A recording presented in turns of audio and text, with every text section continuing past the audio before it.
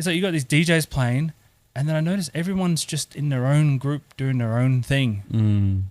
Like I remember, and I think about, I was like, man, when I was watching concerts, everyone's watching a stage and watching every performer do their thing, and there's dancers, and there's having a rehearsal space at our house. So Omer and I, and my dad was he was just one of those practice guys. He was an 8-hour-a-day practice guy. What's good, lovely people? Welcome to another episode of Den Devine Sessions. This is recorded live from Den Devine, a music venue right here in Broadbeach, Gold Coast, Australia. I'm your host, Joseph Brown, a musician, a creator, and a passionate advocate for all things music.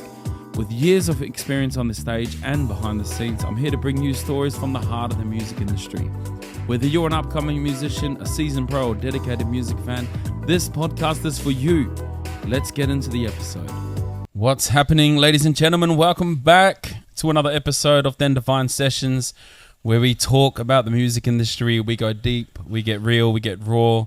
We talk about everything that needs to be spoken about to inspire the next generation of musicians. And what better way than to speak with School of Hanlon and one of the Hanlon Brothers. Is there only two of you? It's three of us. Three of you. Okay, cool. And this isn't the third, just to let everyone know. I'm the adopted one. He's the fourth. He's the adopted one here. And I'm here with Saia Hanlon and Noel Koska. Yes, sir. Cool. Two absolute weapons of musicians. Got many years in the music industry, and I'm sure we're going to talk about heaps of crazy stuff, man. How you doing, bro? Yeah, good. Yeah? Good. How you going there? I'm very good, thank you. Sweating. It's early, it's good.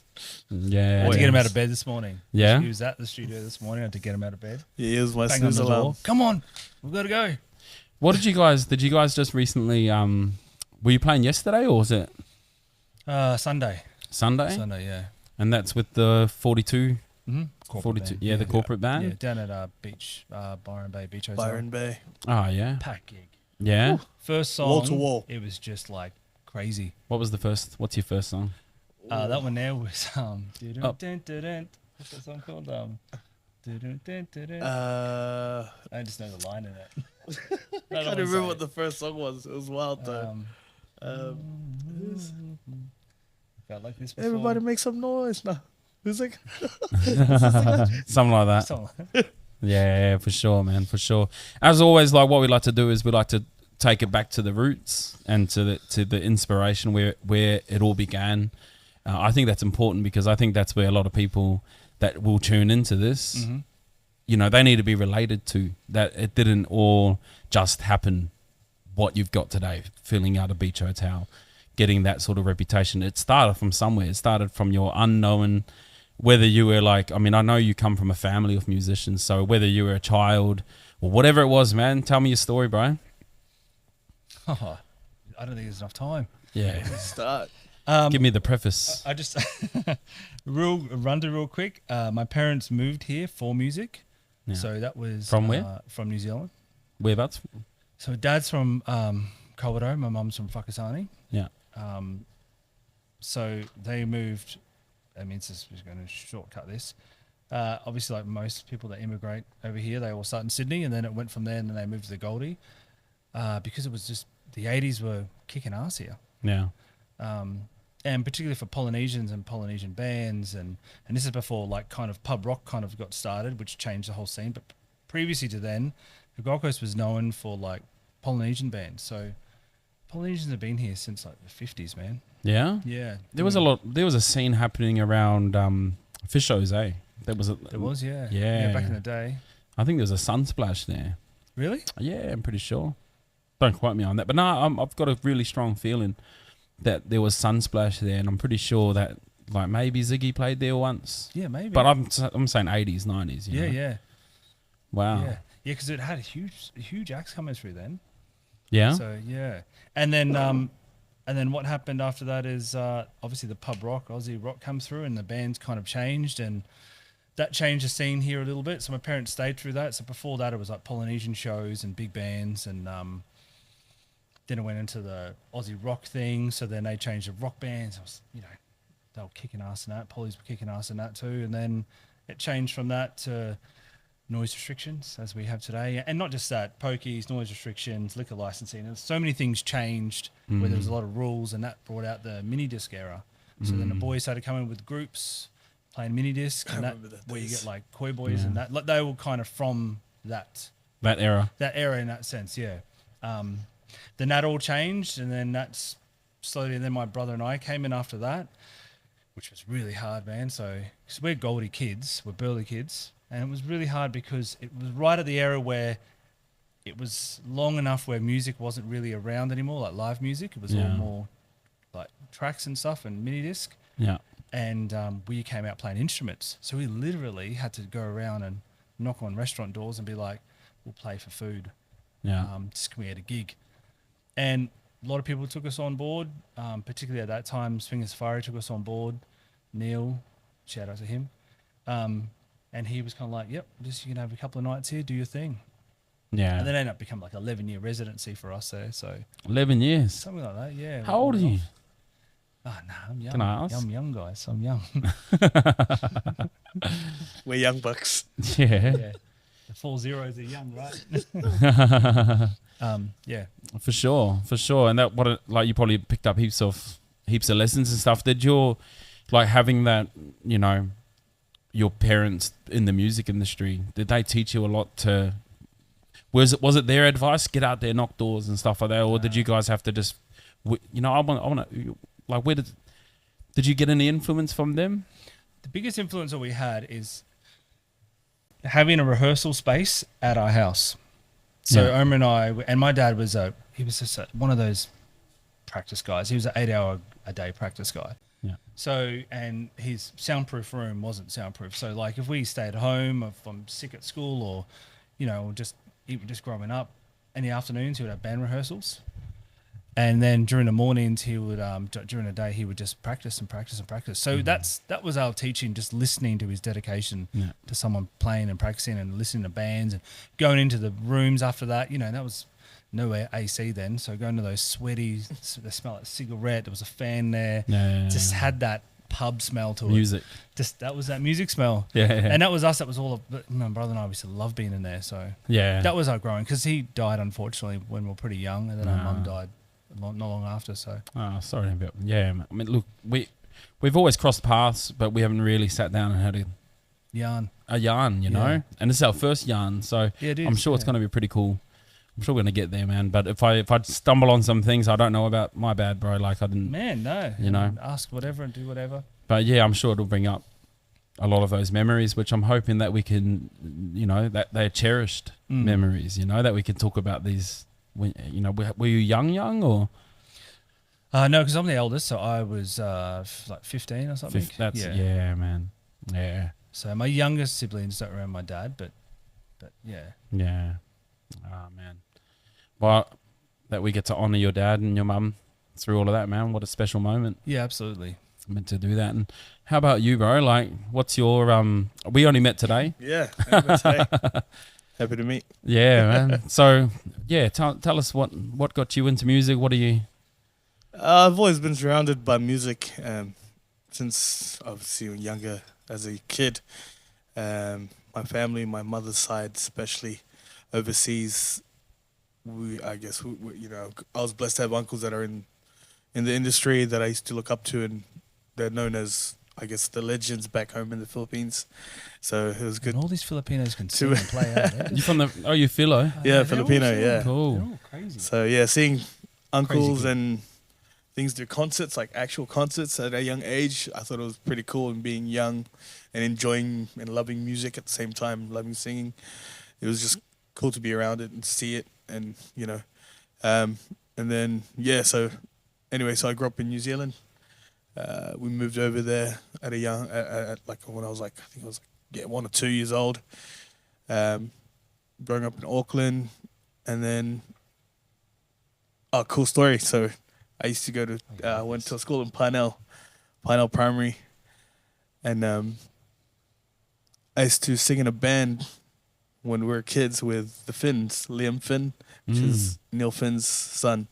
And the only reason why I knew he was a Finn was because one of the Halloween parties we had when I was a kid, we thought we were cool being in a band together, but then everyone had their big video recorders back then, and it was all on one guy. It wasn't on us as a band. It was on Uncle Neil at the time, which is Neil Finn from Crowded House. Wow. And I didn't know who crowded house was because I was only like 9 years old, probably 9, 10. But we used to go to his house in Pinell, which was cool because walking home, we'd have to walk past the house. And we'd sit there in the studio, and being a young kid with Liam and like the brother, we'd see the crowded house actually playing and singing in the studio. And at the young age, I just thought it was cool.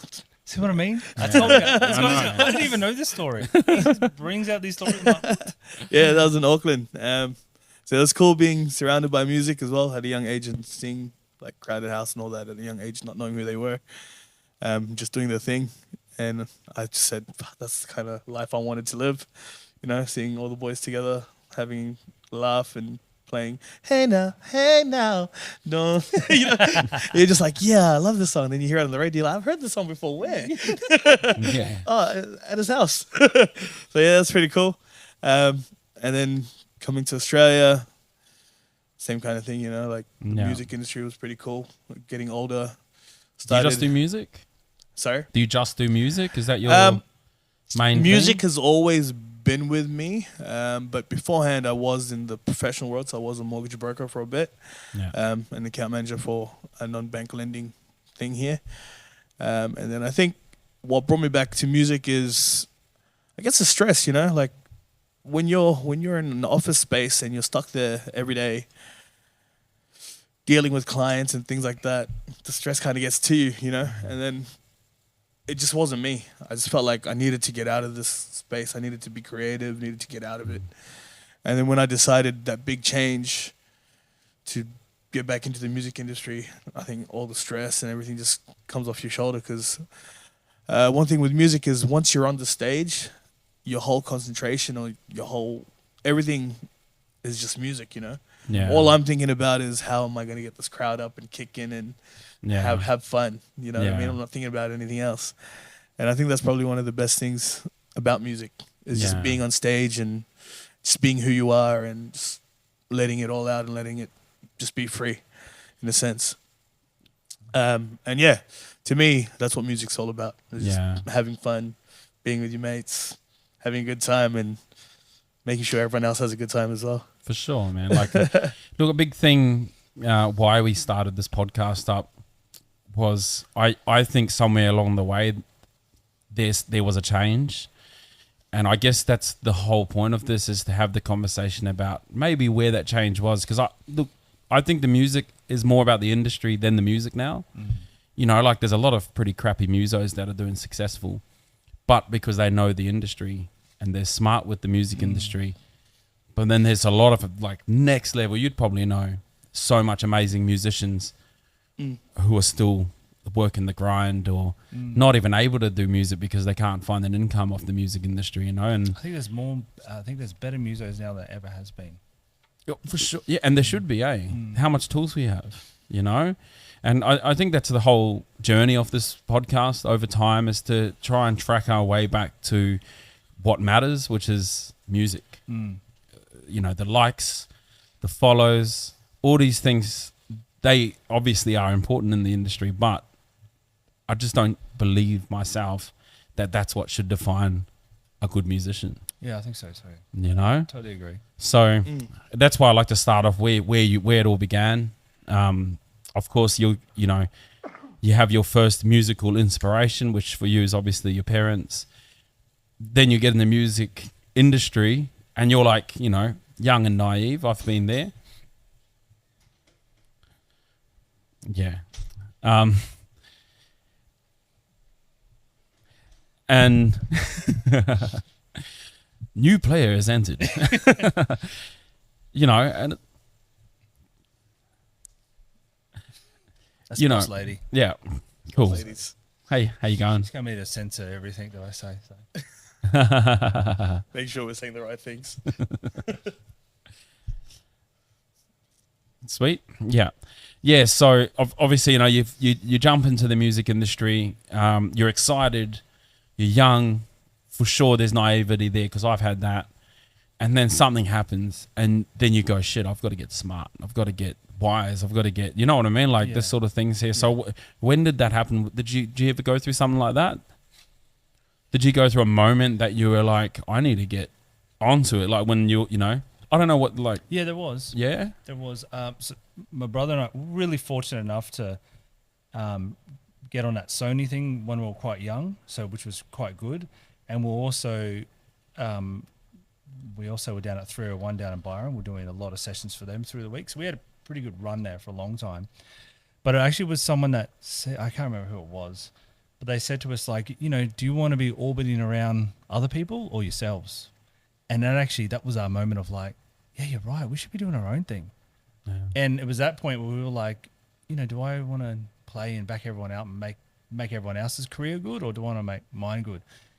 Which is fine, because at the start I always just wanted to be a session muso, and that was kind of my dream. And I think my brothers too.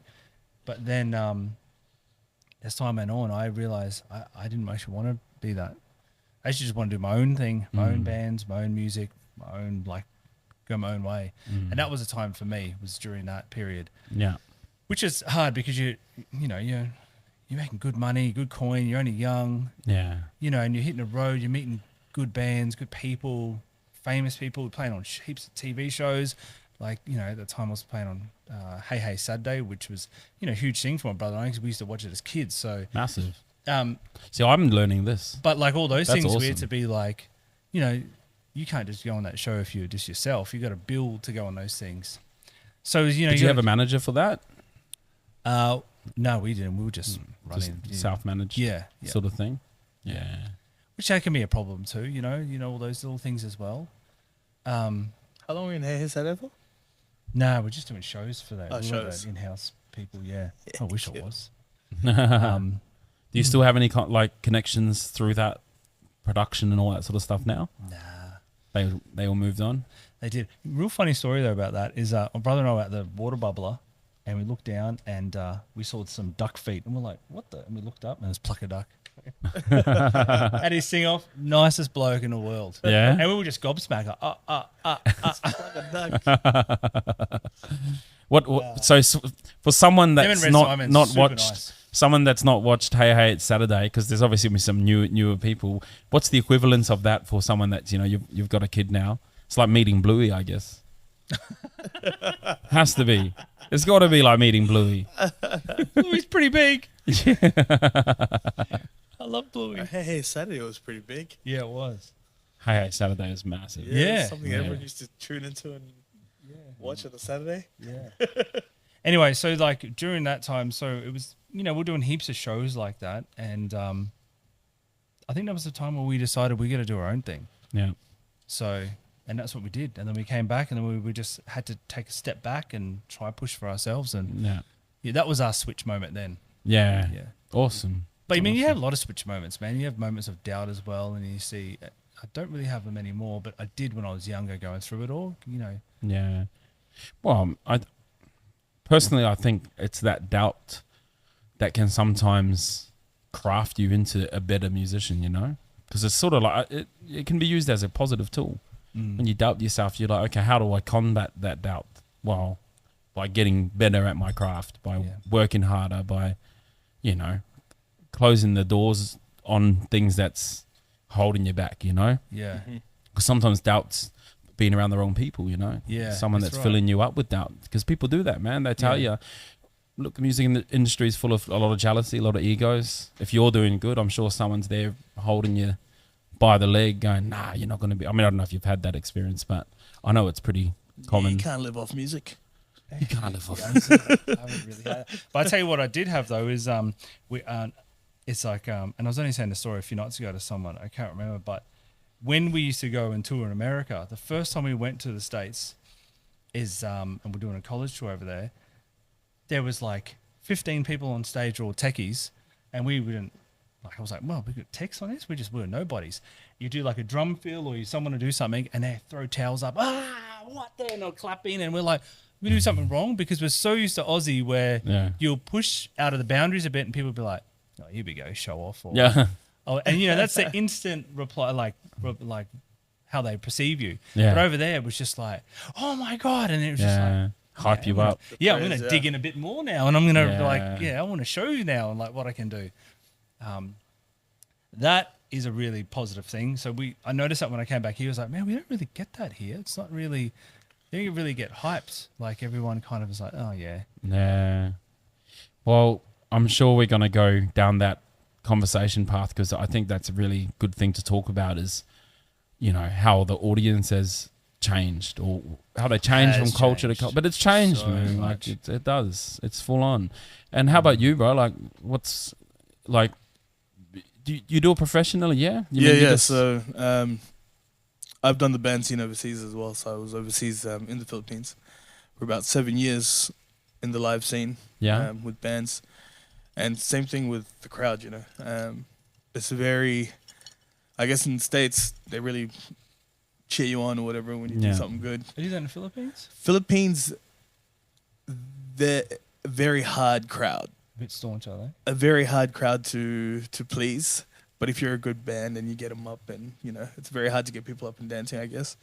But if you get that, you're a good band. So we used to get that all the time, which is that good. Was my next question. Do you get them up and dancing? yeah. So I used to get them up and dancing and, you know, it's just a whole different vibe. Like, I think if I'd compare it, like here in Australia, we play like party songs where everyone just gets up, gets drunk and has a good time and party. Yeah. Where overseas, they like to sit down, have a drink and just enjoy easy listening music as well, you know. So it's a total different scene, different vibe. Anywhere you go in the world, I guess, when it comes to music, everyone has a different local vibe.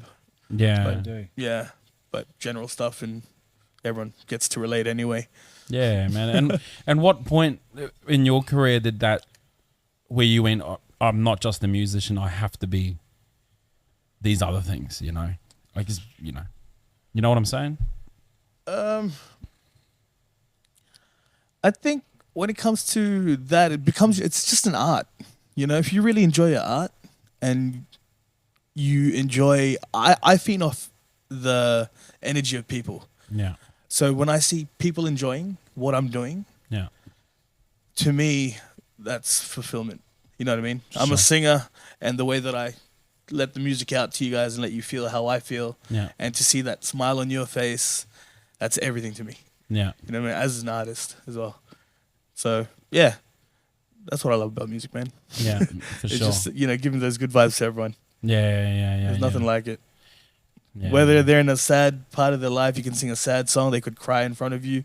To me, that's still fulfillment. You know, it means that they're really taking on what you're doing. Yeah, we're in a game of emotions. That's correct. That's, you know, we're feelings. That's the industry we're in. Yeah. Industry for feelings, you know. It is. I mean, it 100% is, you know.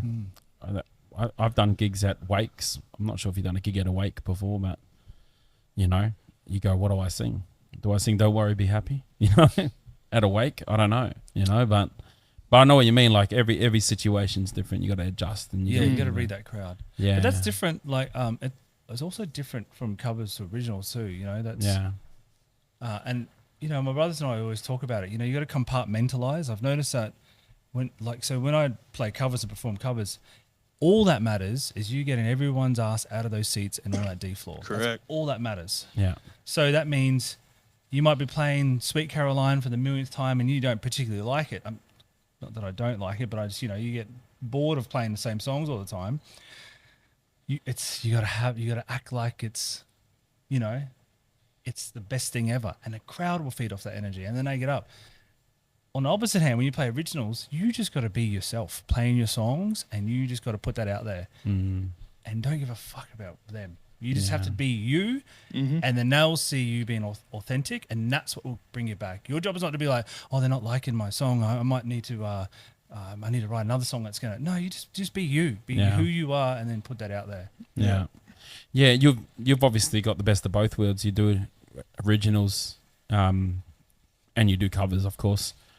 So your journey with those two industries, because personally, they're two different industries. They are, yeah. Really, you can't treat them the same.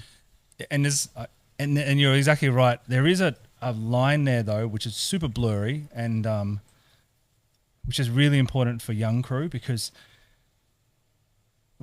one doesn't go with the other either. So when you're learning and you're learning your craft and you're young, nothing's original, right? There's nothing you do that's original. The thing is, what you do is you collectively get all your favorite artists and you build something from yourself, and that's what you put out there. Yeah. And that thing there is what you say is original, right? Because it's a amalgamation of all the things that you love. Yeah. But it really is just stealing of everything, right? It's just a bit of everyone. So, I lost track here for a second. So you need to learn from all the covers and learn all your favorite songs. So covers a really good place for you to learn and work out what do you love playing, what really makes you and really rings with yourself. Yeah, your sound. Your sound. You got to find, and that's important. Yeah. You got to find your sound. You only find your sound by doing that, right? Yeah. Is learning and taking from bits and pieces. So covers are super important. I always tell everyone when they're first starting, learn all the covers, learn all your favorite artists, and then you're That's gonna. the foundation of it. That's the foundation. The covers. And then the hardest thing is you developing yourself into an artist, and that takes time. It's not going to happen overnight. You're going to take time to then good stuff here, bro. become your own person and then your own sound, and then that becomes you. And then the more you do that, the more you start forging your way of like, that's who you are. That's who you are. You know, that's who people are. And that's when you turn into an original artist, and that's when it starts. Man, and not only that, you learn humility, because you have to be humble to be a cover artist, because you can't be, you're a cover artist at the end of the day, right? So you're learning that humility, which is important for an artist. Yeah. You're learning how to read crowds, which is important for an artist. You're learning how the impact of every genre. Yeah. And you can, you can bring people down, you can bring people up. How much stuff these are like pillars, right? For you to be a successful artist. Yeah. Because not everyone's like, Jackson, Michael, who starts off in a group who's already doing who's got an abusive dad. Yeah. We all start like most of us have to start, playing the covers and going out there and getting booed at and whatever, and yeah, for sure. Drinking too much of that tab and getting kicked out by the owners. Man, I feel what you're saying. I fully feel it. Like I'm doing covers myself as well, and the thing I love about covers is for a little moment you get to be that person. Yeah, you do. You're like, I'm Michael Jackson right now, and you get to feel what that feeling was. Yeah, you do. And I get it. There's some things when they're cheering you on, they're not cheering you on. They're cheering Michael Jackson. Yeah, on. that's right. That's all cool. Which again, that's like it's not about you. Yeah. And I think if you make it not about you, I think you're gonna do such great things when you start releasing your originals. And that's what I was talking about. It's that compartmentalization that you have to, that you have to kind of be aware of, because that'll help you out. Yeah. To be able to aware of knowing this ain't me, but I'm part of this and I'm going to enjoy this moment, Yeah. So it doesn't get to you, but you still get to feel the essence of it. But on that, so you said Sweet Carolina. Is that the song? Is that the song that you go, here we go again? Nah. Tell me, man. It's all probably good. Horses. Horses. Yeah.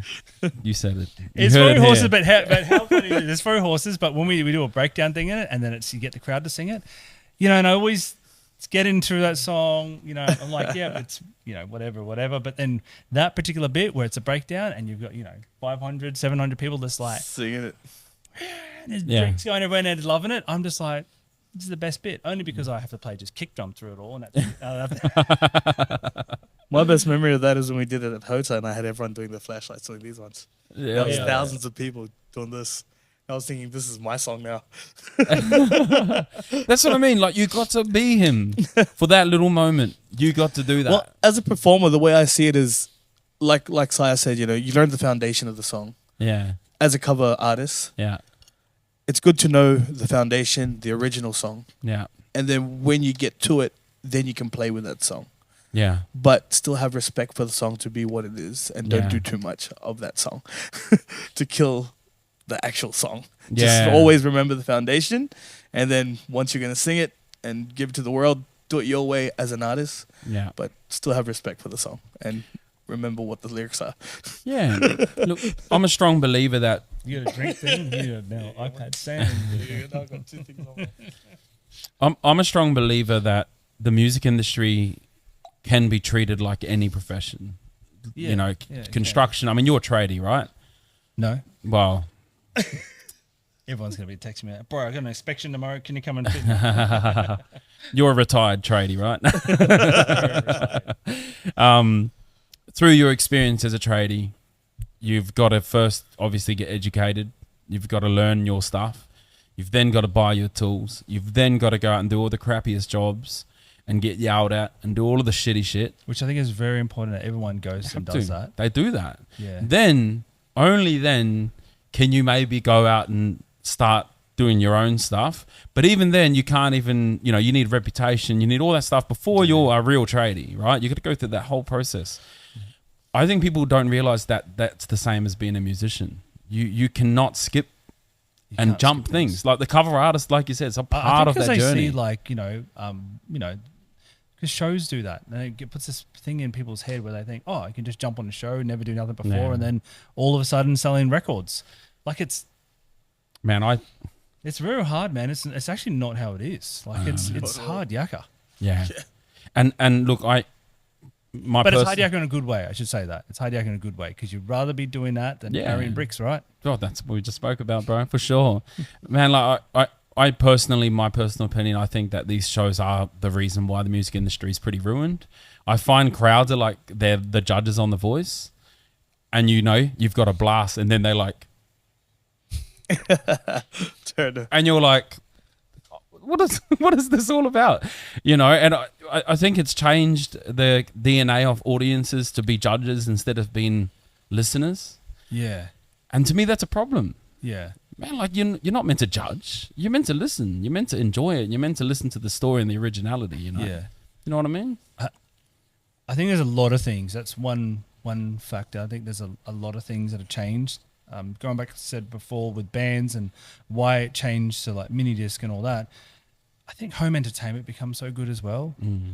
Like before then, what else did you do? You just have to just go out and, and there's a band playing. What other form of entertainment was there back in the day? Now there's home entertainment so good now, and there's just so many more things Spotify, to do. Accessibility. And so that's one factor. The other one is these things. Yeah. Like people started listening through this. So music changed, like trap and for all those that that aren't watching, these things as phones. Oh, sorry, yeah, phones.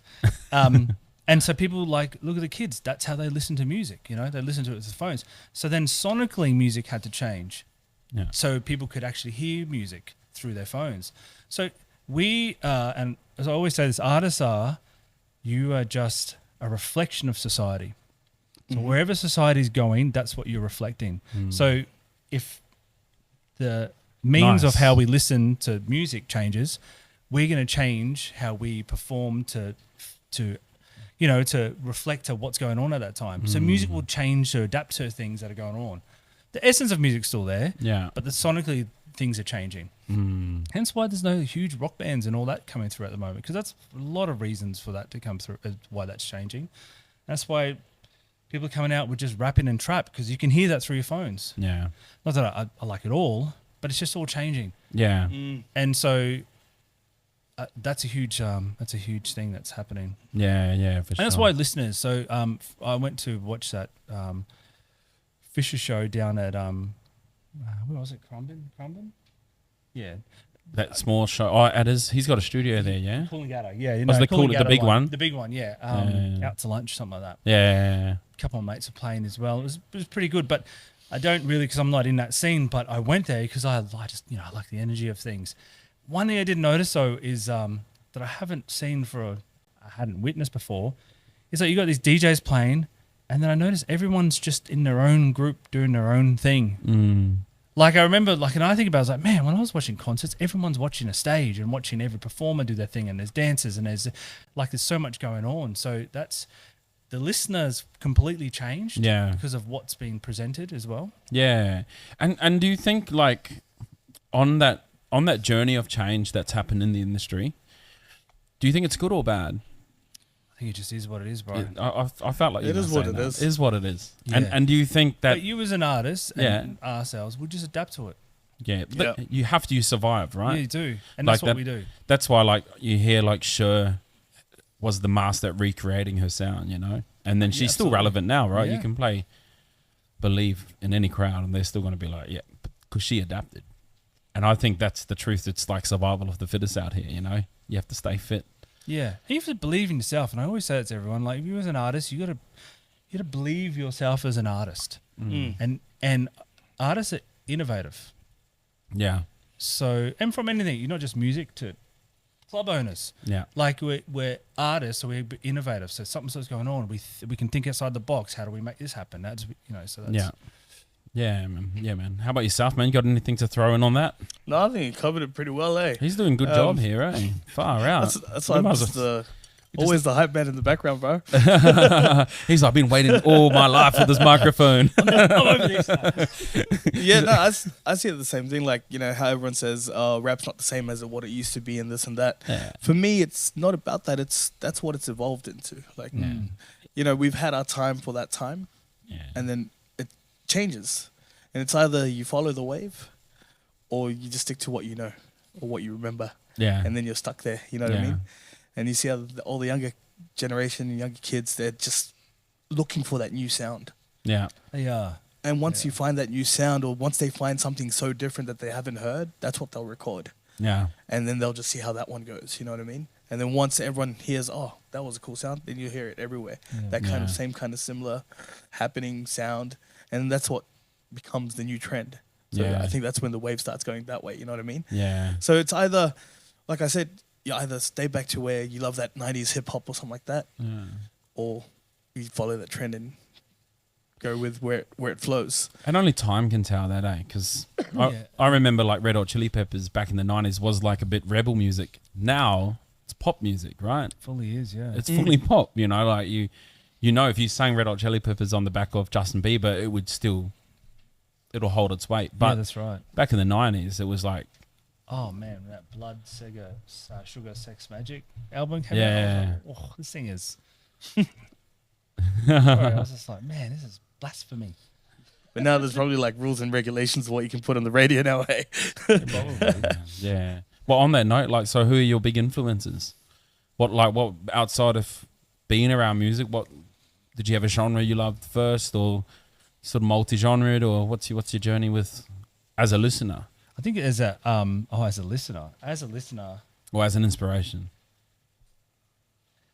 Look, man, it's changed so much because my dad was into jazz fusion, so that was his thing. So my brother and I grew up listening all the jazz fusion guys, Chick, and I was listening to drummer dudes like Weckl and Chambers and Gad, all the guys from back in that era. And that was kind of the music we all listened to, and then we'd listen to wherever those guys would go play, like their bands that they would session for and stuff like that. But, as a kid, you want to be a little bit rebellious, so then you want to listen to music. Your parents you don't realize that at the time, but you want to kind of push out and do your own thing and find your own voice. So then I was listening to everything from Cannibal Corpse to TLC to just trying to find, and then Tupac comes through and I was like, oh man, this guy is the shit. And all that. And then I still got to get my puck fix every couple months, Sometimes I forget, but then I'm like, I was showing my wife. My wife doesn't listen to hip hop. She's from Turkey. And she's like, what's up with all this Diddy stuff? And I went, Diddy's been involved in this is since way back. And she's like, what? And then oh, that was it. That's why you fat mother. And she's like, what is this song? Exactly. Bad Boy Killers, you know what I mean? Like, it's like, I love that song. Every time I'm at the gym and they've got like a Spotify thing and you can like choose your own songs, there's heaps of old crew in there. I'm like, hit them up. And then I'll watch them or watch the video like. Yeah, man. Look, I think that's another thing as well, is that there was a journey back in the days of searching for new music and hearing the backstories, going like, oh, Biggie and Tupac, they're in a feud, Now it seems manufactured a little bit, but then they were gangsters, bro. They were like, absolutely. Obviously. Yeah, there's a real funny thing that Family Guy does this thing of like Peter Griffin was like, there's rappers coming to our house. He goes, wait a minute. 90s rappers or 80s rappers? And then so Eddie goes, cuts the scene, 80s rappers like Vanilla Ice and all that, and 90s rappers, they just kick the door down and start shooting. Yeah, and what do they do now? Yeah, exactly. Rat each other out. Something like that. They drink lean. Yeah. But I mean, that's changed because of this, the society's changed, because of social media. So everything's changed because of that. So, man, things just, the bulk of it. I mean, you still get the dudes like Kendrick and all that, or Kanye, who just does his own bloody thing. So Kanye's.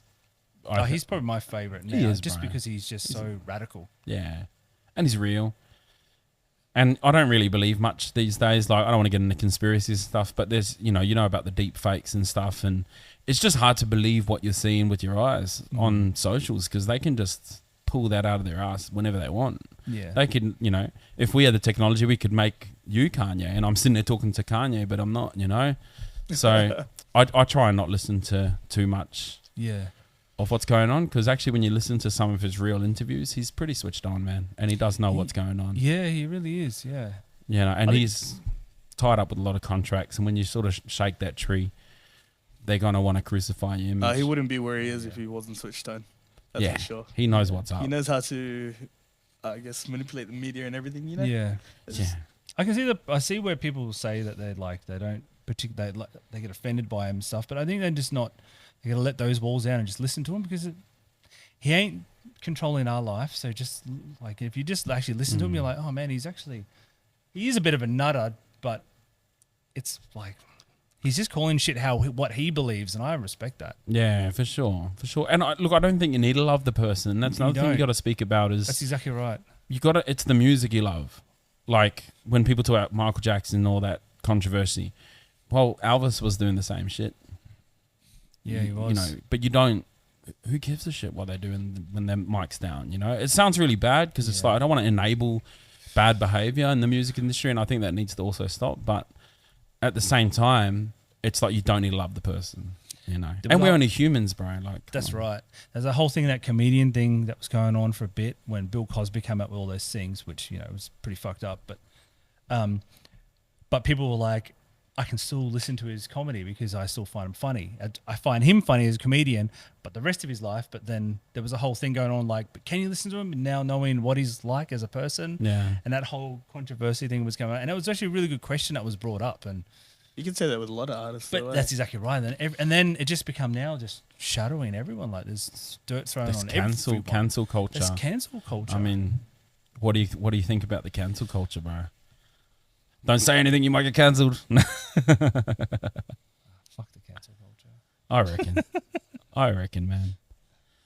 You can't look. You can't change your past. We're human. We live on a timeline where we make mistakes and we learn from them. And to hold that mistake way back here over your head, like sort of blackmailing you, that's not fair, man. And that's not right. There's something wrong there, Yeah. You have to forgive, you have to forgive people and realize that people make mistakes. I mean, if they repeat the mistakes, Yeah, absolutely. then maybe you can cancel them. But And I've been through that, because I've had a few addictions and been rehabilitated a couple of times with things, and some crew hold it against you and some people don't. But at the end of the day, it's what you want to stick to and what you believe about yourself. Yeah. Cancel culture it's a hard thing. It's a hard thing, man. But look, man, like, so on your journey, like, have you seen? I don't know if you knew about this, but last year, it was last year or the year before, 2022, I think it was. There's 4,000 venues in Australia, right? 1,200 of them closed last year. So out of the 4,000, 1,200 gone. Which obviously you've seen the zoos shut down, all that sort of stuff. You've been through a few. You've swinging safaris no longer there, and we're seeing a decline in spaces where we can be performers. What do you got? What do you got to chime in on that? Like, being all, through your experience, like, is there anything that you can see that maybe impacts those venues or? Well, yeah, rent increases. That's one of them for sure. Yeah. So I know a lot of people that I've spoken to, especially after COVID, with all the hike of properties. Yeah, landlords wanting more rent. So a lot of these places their rent's going through the roof, and they're already not getting enough people through the door. And there's just so much out there now, and there's just every week there's something out going on. So there's and I think times are getting tougher for people as well for spending that disposable income. So I think there's a lot of factors that go hand in hand. But I think you just get back to what I was saying, is like, if you are an artist and you can innovate through things and make, look at here, doing a podcast and this, beautiful space. So Yeah. you know what I mean. You just got adapt to just different things and Yeah. keep moving. And you know, what the bro was saying to me about the TVs. You know, seeing that, putting that on, like there's just adapting and constantly changing all the time. It's great ideas. Yeah. But if you just stay there and be like, you know, this is how it is, I think it's gonna. Yeah, you can't. That's a no disrespect to anyone who's struggled and done things and. You know. Yeah, man. How about yourself, man? Like through all your years. My approach is more of the like Saia was saying. It's more of the money side of things, you know, like rent and things like that, because economy and how it's going. Yeah. And how, you know, if you own a property, mortgages go up, so you got to charge people higher, and that's because the banks are on you to do that. Yeah. And being from a banking background, I understand how all that works. And I've had clients that had to put up their rent even though they didn't want to, and just because their monthly repayments are higher. Yeah. So they have no choice, you know, but to put that rent higher for that person who's leasing the place. And it's sad to see, but only the government can fix that, you know what I mean, at the end of the day. It's like I don't know when this is going to get released or anything, so I won't say the name, but it's like the music shop here on the Goldie, why they're shutting down is because of rent increase, you know? Yeah. And they just can't afford to keep that going. So, and that's a huge thing going now that people are so used to seeing every day. Music, you know, there's a, you know, instrument shop. It's just, there's lessons there. There's all that. So. Is GC Music? No. Okay. They're doing good. Yeah, I know. Yeah. That's why I was like, well, you might know something I don't know. Which obviously you do. So it's another music shop. They're doing good. The boys there are legends. Look, obviously there's this relationship. It's a business relationship, right? Like we can say all day long, we love the music, we love the emotions it brings and all that stuff. I get it, you know, and that's all good. But let's be honest, we're put in venues for a specific business purpose. We are in the service industry, and when they put us into the music, into a venue like Den Devine and stuff, it's great to have all the passions, but we've got to try and keep people here for the long term. Yeah. We have to do things, right? Like we can impact the industry. We can be drunk and make people get turned off from music industry. Make people, I don't want to come to that again. We can show up professionally and all that sort of stuff. So from your perspective and being in so many venues that you've been in, what do you think we can do as artists to improve the business dynamic for the venues we go into? Yeah, this is a, you know, networking is a big thing. I remember I was and I still am now, believe it or not. Like I'm a full hermit, right? I actually hate being out and about, even though Taylor probably doesn't think that. I talk to everyone, but inwardly I freaking hate it, right? But I remember I used to do these gigs, and my wife, she used to say to me, you can't, after every break, you can't just disappear. You and the band just disappear. You need to get out there and talk to the people. They're coming watching you, and it's going to help the venue as well, because then the people will feel connected to you, and then the venue will be like, well, the boys are actually getting out there and talking and, you know, making people feel like their vibes, so people will come back next week, and I'll come back next week. And that was a huge lesson for me, because I'd always disappear and hide. I didn't want to talk to anyone, because I just felt like, I've just given you all my energy. I got nothing left. Yeah. I had to really switch my brain around to just compartmentalize, and then after it, go out there and then force the rest of the band to go out. And that made a huge difference. And then everyone started feeling like they were part of it, they're part of the scene there. And they want to come back. And they want to come back. And then I tell a friend, oh, they're so good. Like, because they feel like they know you now. So they're like, man, he was the man, and I love it. And, you know, you might have had a shit performing night too. But in their head, they're just like, you've spent time with them, you've given it, so they're coming back. They're bringing more friends. And that venue gets, you know, it puts that venue more on the map, and then the venue owners are happy, and then there's a better relationship there. So I think networking with the people that come and see you it's huge. Do you know, there's a podcast that I was listening to for a bit. It was called The Music Industry Blueprint, and it was the original manager for Taylor Swift, right before, all the way up till she went huge. He was there with her. And one thing I remember is that he said that all the way to stadiums, Taylor Swift will always meet every single person, and still now does this. Yeah, I did hear that, yeah. And there's a reason why she's the way she is. It's not just, you know, people say it's art versus science. there's definitely a science to There is, yeah. bringing the music industry alive, and that's through, you can learn from these people, like meeting people, networking, not being so up yourself, and just you got to get out there. You got to get out there and talk to people and make people want to come back, like you said.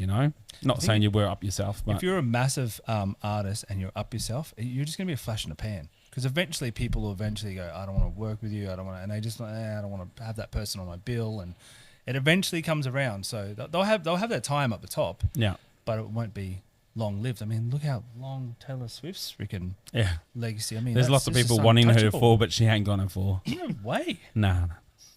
No way. Bro, I sing some Taylor Swift in my set, and I'm like, that's amazing. She's got some good songs, man. Like, she does. There's no doubt about it.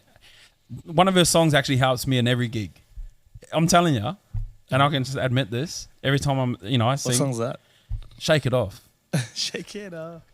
And as stupid as it sounds, but I make my own version out of it.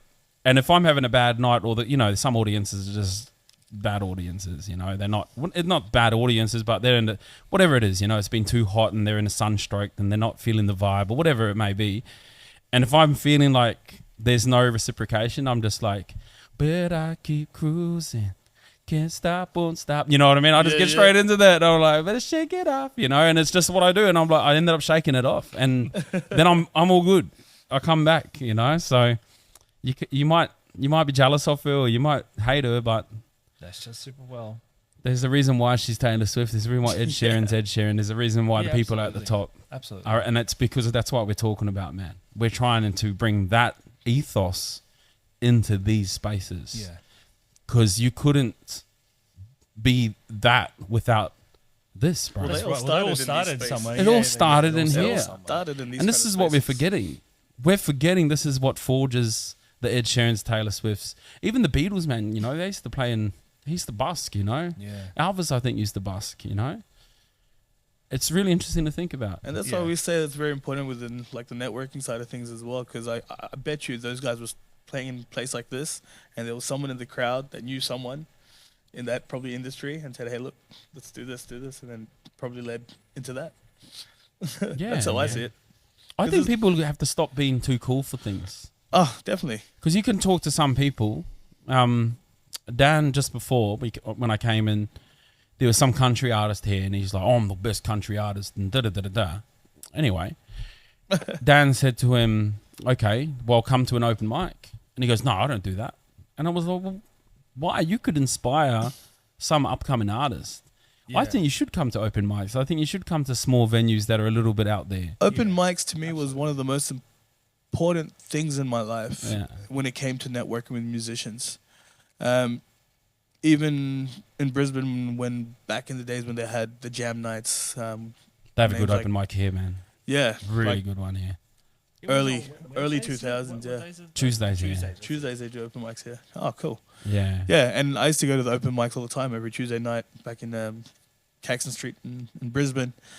And just having the musicians there having fun every Tuesday night. Obviously, Tuesday night musicians don't have much to do on that night, so we were just having fun, playing, and just enjoying the night, really. Pre-kids, right? That's pre-kids. Yeah, pre-kids at that time.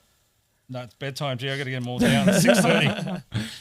Yeah, and just from those jam nights, I ended up doing like a tour with some of the guys, like in Cairns, Rockhampton, and just being around that kind of vibe in a sense.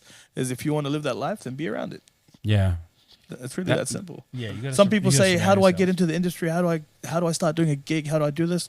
Go to a jam night. Go to open mic, because those guys that are on the open mic or playing actually do it for real. You know what I mean? Yeah. So, well, that's one thing I like about like one of Dan's ethos here is that he crafts them through the open mic night. So when people are, I want a gig there, you got to come to an open mic night. I got to see how you are. And I think that's a great tool. I like that too. Really good tool. Because it's sort of like, well, put your money where your mouth is. Yeah. It weeds you out a bit too, yeah. And you can cut and paste heaps of shit from all your gigs, but how are you going to be right in front of me for that 15 minutes? That's going to tell you a lot about someone, how they are as a musician. Yeah, and are they just here? Do they just do the song and then just disappear? That's going to matter. Yeah. Because another thing about, being on some lineups, I'm sure you've been on a few, Like, do you hang around after you've done your set? Sometimes you got to go to another gig. I get when you're a corporate act. I get it. But do you try? The last one before I left, I think we did like 5 shows in one day, and I could only do 3. But it was literally just like, gotta go, next one. During set breaks, had to go to the other gig, and then they come back. It was like things like that. You can't, but nah, you should do. You need to like. See, look, it's a humble man right here. Man, sometimes I'm just It all depends. It was real funny sometimes. Taylor looks after kind of all the Taylor Swift. She looks after everything. Shout out to Taylor. Shout out Taylor. Auntie T. Who's sitting down there? You can't see her. Well, we can put a camera right. Oh, yeah, loves that. T. She was loves cameras. She loves cameras. Gonna get a camera over there. Hey, there it is. Auntie T. Hey, Ladies and gentlemen, this is Taylor. Taylor, give us a wave. Yeah.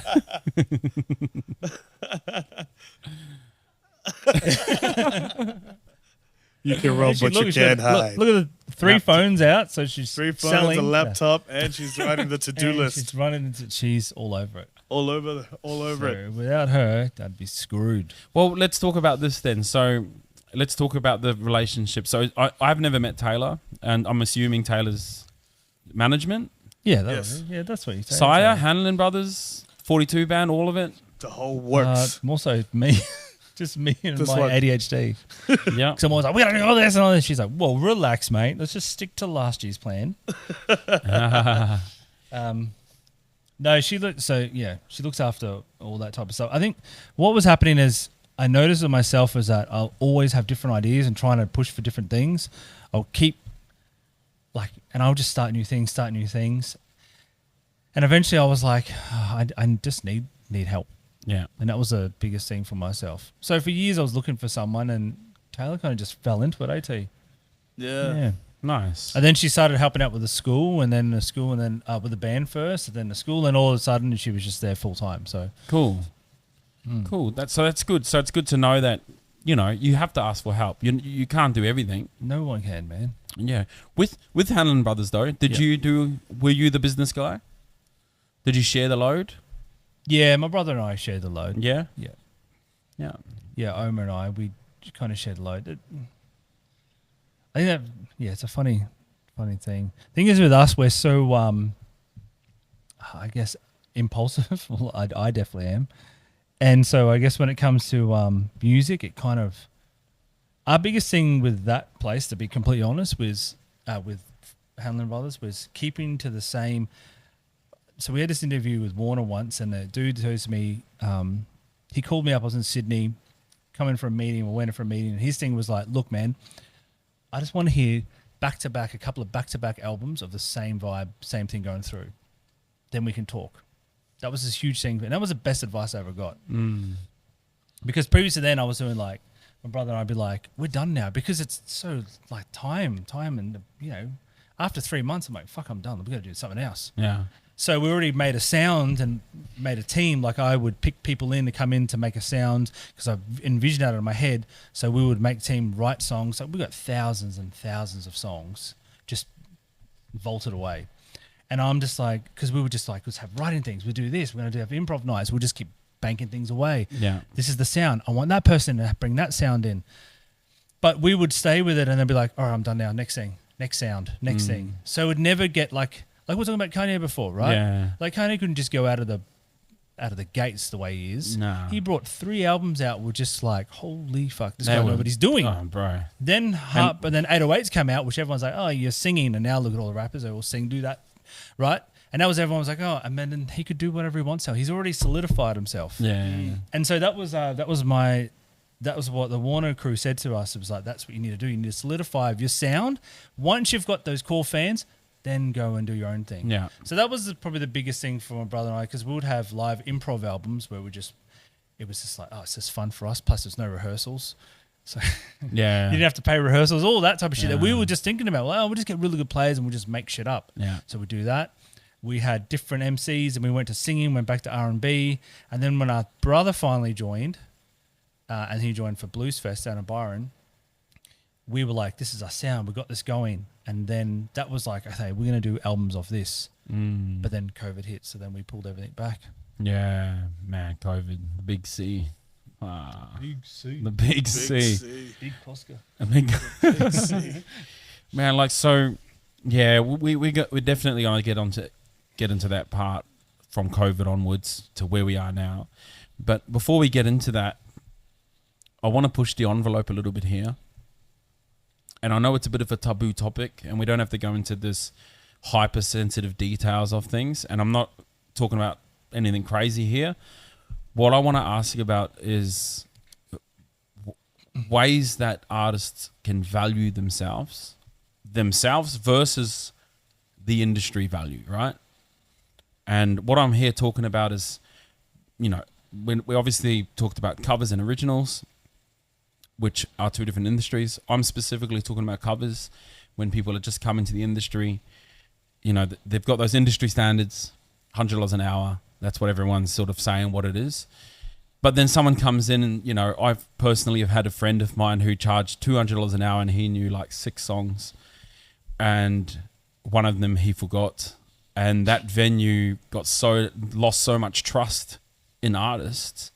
So what I'm coming to is how is the best way for an artist to value themselves without overvaluing themselves, without impacting the industries and trust in venues. Is it monetary value themselves? Monetary value, 100%.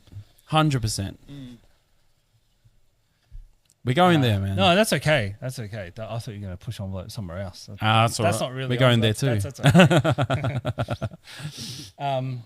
Look, just the sort of preface here on that is like, that's what we want to get into the hard conversations. Is to be honest and raw. You need to have reputation, what you said before. If you got reputation, then you can start pushing prices. But the thing is with me is I know for a fact that I'm probably the most expensive person, or the most expensive like band. But you're Saia Hanlon and Omar Hanlon. There's a reason why, man. Like, no. Well, it's 100%. It's value, bro. There's there's so many years before that of like grinding. You just need to be trusted by the industry. Trusted by the industry. Yeah. And then once you start doing it, you can push it. In saying that, man, there's so many times as well where I'll do a gig where it's a new person, a new event agency coming through that I haven't worked and got a rapport with them yet, that I'll do things like at 50%. Yeah. Just to get, I mean, it's still a lot more than the usual, but I'll take cuts and I'll go in there to be like, this is the thing that I'll do to do this, and then eventually I'll put it back up. Yeah. But you just got to work it as it goes, and you just got to build, and you got to read the room, man, like you do on stage. Like, yeah, I wouldn't come in here and charge the prices because, first of all, Dan would be like, "You'd fucking joking me." You have to sell all his cameras and TV. I just got the cameras. but then in my head, I'll do it. You just read the room and be like, oh, bro, don't worry about it. Just put me on the tab and just, whatever. Like, you got to be relevant. You got to be relevant, man. Yeah. You got to work with people because the last thing you want to do is him going, fuck those guys came in here and then like, There's not a one size fits all. Nah. And I think that's the thing. And you have to be smart about it. Yeah. Correct. So you can't just go and be like, yeah, I'm $200 an hour and like do like old mate did that you were saying. Like, what makes you $200 an hour, boy? And know 6 songs. Yeah. Well, what have you done that I haven't seen? And that's the thing is that like go in, you kick ass, and then the next time you go in, you go, I'm this much. Yeah. So they go, oh fuck, they were pretty good. So this is the thing, right? Is that like there's a line, man. There's a line. There's the one line where you're the musician, and then there's the other line where you're the product. Yeah. And if you don't know the difference, you start doing stupid things out there because you start like going, yeah, I'm worth $1 million. Of course, when I go to sleep, tell my wife's like, baby, you're worth $1 million. That doesn't mean nothing, My mom said so. My mom said so. You know what I mean? And of course, you should value yourself, but you need to be objective with your value. Yourself. Yeah, absolutely, bro. I say this all the time to people all the time. I'm like, I say this to my wife all the time. I was like, look, every day I wake up and look in the mirror, I'm like, I'm a fucking 10. But in real life, I'm like, I'm actually a 6. But I know that. But I'm cool with that. But you want to know and go, I'm the fucking man. Yeah. But you also need to know, you want to feel like you're the man, but you also need to know, I'm not really the man. Yeah.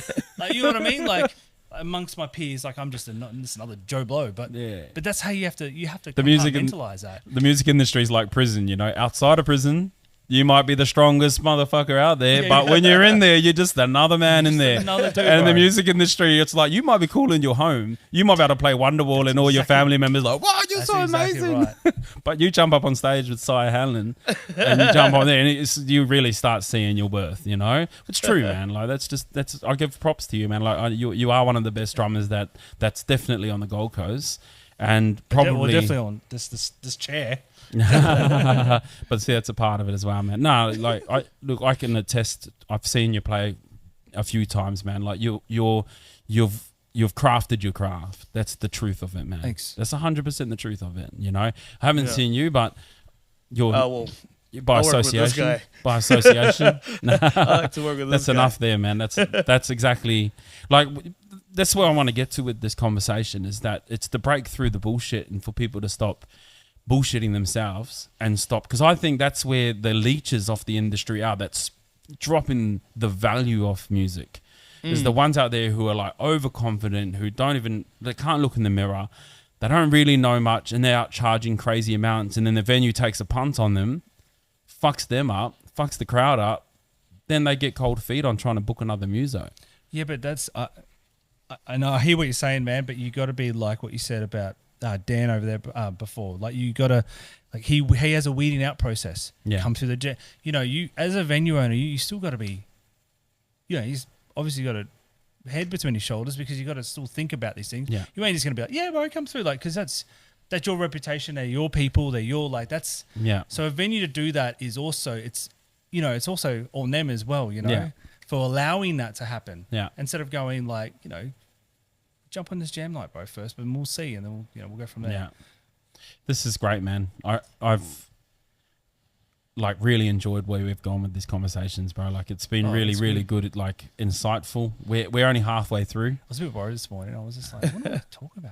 It's all right, man. That's my job. He's gonna bring up my addictions again. Nah, man. Like Which I don't care, but yeah, it's the music. industry gives that to you, bro. Yeah, man. Like it's muso to muso, man. Like That's the core of me is I'm a musician. I'm a dad. I want my kids to be a musician, and I believe that if I can make the industry a better place for them, that's what it's about, man. And that's what this conversation's about. Is it's not about beating the dead horse. It's not about going, oh, this is the problem. No, man, it's not about that. It's about, okay, like being mindful of some of the issues and what we can do and what everyone can do in their own power, in your business, to improve the industry, to make it better and safer for everyone, you know. And that's what it's about, man. So, you know, like I would always guide it that way. I'm not gonna blindside you or anything like that. It's not what I'm. That's not me, bro. Bro, you can blindside me. I'm cool with it. Actually, probably gets me like ADHD or like liking that shit. Well, you've brought up the what's going on?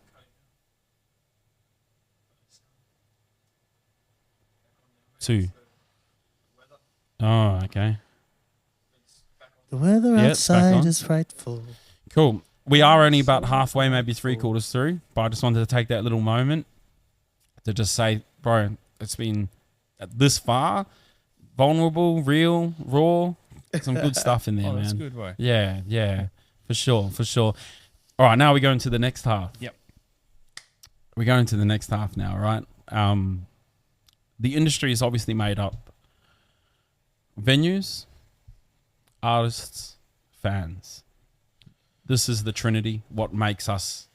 When you get those three right on, bang on, that's where magic happens, right? If you get those three, like when you walk into a venue like the Beach Hotel, they look after you, they love you, you feel like I'm gonna rock this tonight, and then then the audience comes in, they're like getting excited, boom, magic happens. But obviously sometimes we have to encourage that magic, right?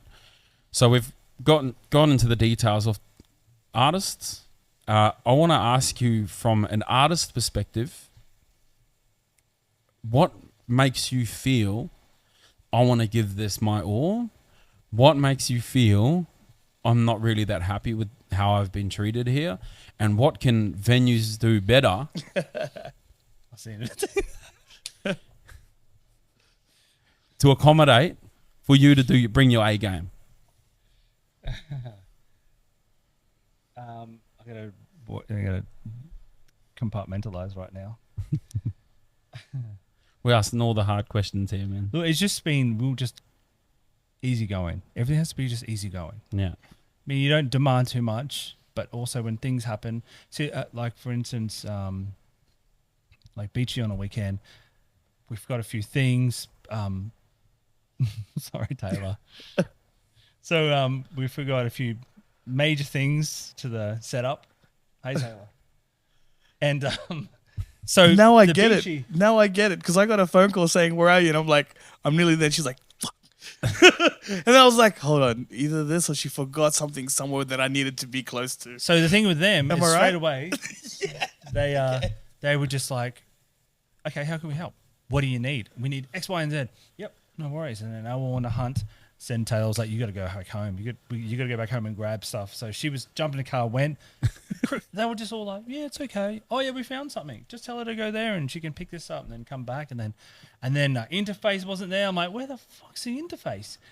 And told them like, no, we'll get something that works out. It just made it like, bro, this is, which that doesn't really happen. Taylor. Yeah. We don't actually forget anything. But when things happen like that, it's just that shows your character of like from everyone of like how smooth can you make things. Yeah. Like it's gonna be all right. We'll work this out and get through it. Yeah. And that makes you super more comfortable. Like, oh, this is When a venue just looks after you and helps you out, like, supports you in your endeavors, or Yeah. if something goes wrong, they're like, it's all good. yeah. But you can't be like, oh, I'm fucking off my chops. Have you got any rack to sober me up or some shit like that? Like, you can't ask that from the venue owner. I mean, it depends if you're full boys with them. But you know what I mean? Like, you just can't. Like, that's really starting to push the envelope. Yeah. Look, that's the there's this old paradigm of music.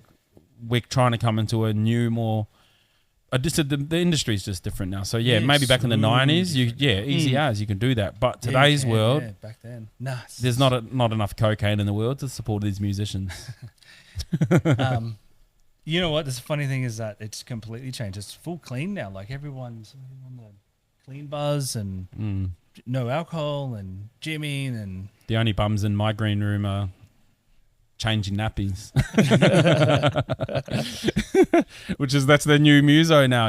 We all got kids. Actually, yeah, that's right. So sometimes when we do shows, like I always I take my boy with me, Yeah. right? And Taylor then becomes a babysitter. So she'll be side stage, like we'll be at the Star or somewhere. So we're doing a huge corporate gig. It's like 1,000 people in the venue. And my son will sometimes jump up.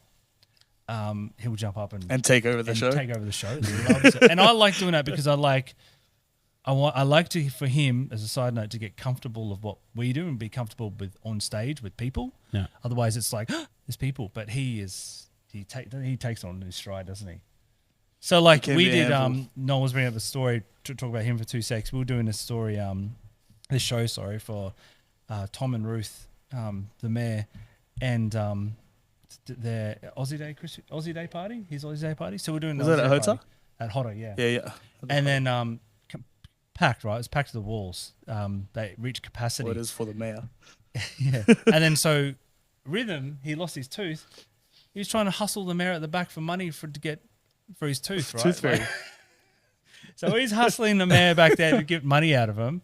And then so I'm playing along, right? I'm playing along the stage, and then literally there might have been 3,000-4,000 people. I'm not too sure. It's just all a blur. And then Rhythm just comes running on stage. I can see Taylor like, oh my God, he just walks on stage. Like, and he just walks up and he's like, Dad, there's no pink lemonade left in the fridge. And this is in front of like 3,000 to 5,000 people, yeah? Yeah. And so I control like the stems and everything too. So I'm controlling stems, controlling the band. There's a crowd there. And I'm just like, I don't know, go ask Taylor, boy. Go do something. Can you see I'm busy right now? And you're up there on just far out. And so many people just panic on that stuff. But I'm like, but it's just, you don't need to panic. Yeah. It's just, it is what we're still all people. Yeah. So that's his lot. And then the week after that, we think we did the Irwins. We did Australia Zoo. So we did an Irwins party. Yeah, the Irwins. And he's up there trying to lead, everyone. Nutbush. Remember? I'm just like this guy. So, and then we have to put him to bed. So there's a blow-up mattress that we throw at the back, and he goes in the green room and falls asleep, and the crowd goes wild. But yeah, that's how much it's changed. Yeah.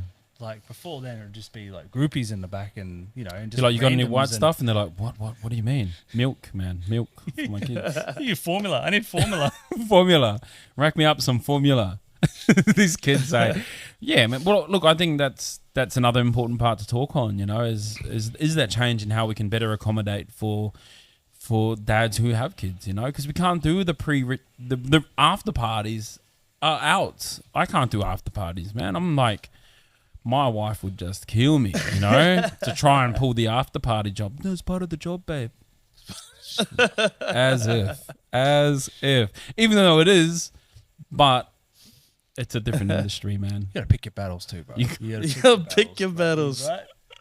And we have the saying, like, when it comes to performing, it doesn't matter if it's 5,000 people, 100 people, or even 10. I've done performances where I had 3 people. Yeah. We're still gonna give 80 to the 100%. Yeah. Like, to still keep that vibe going.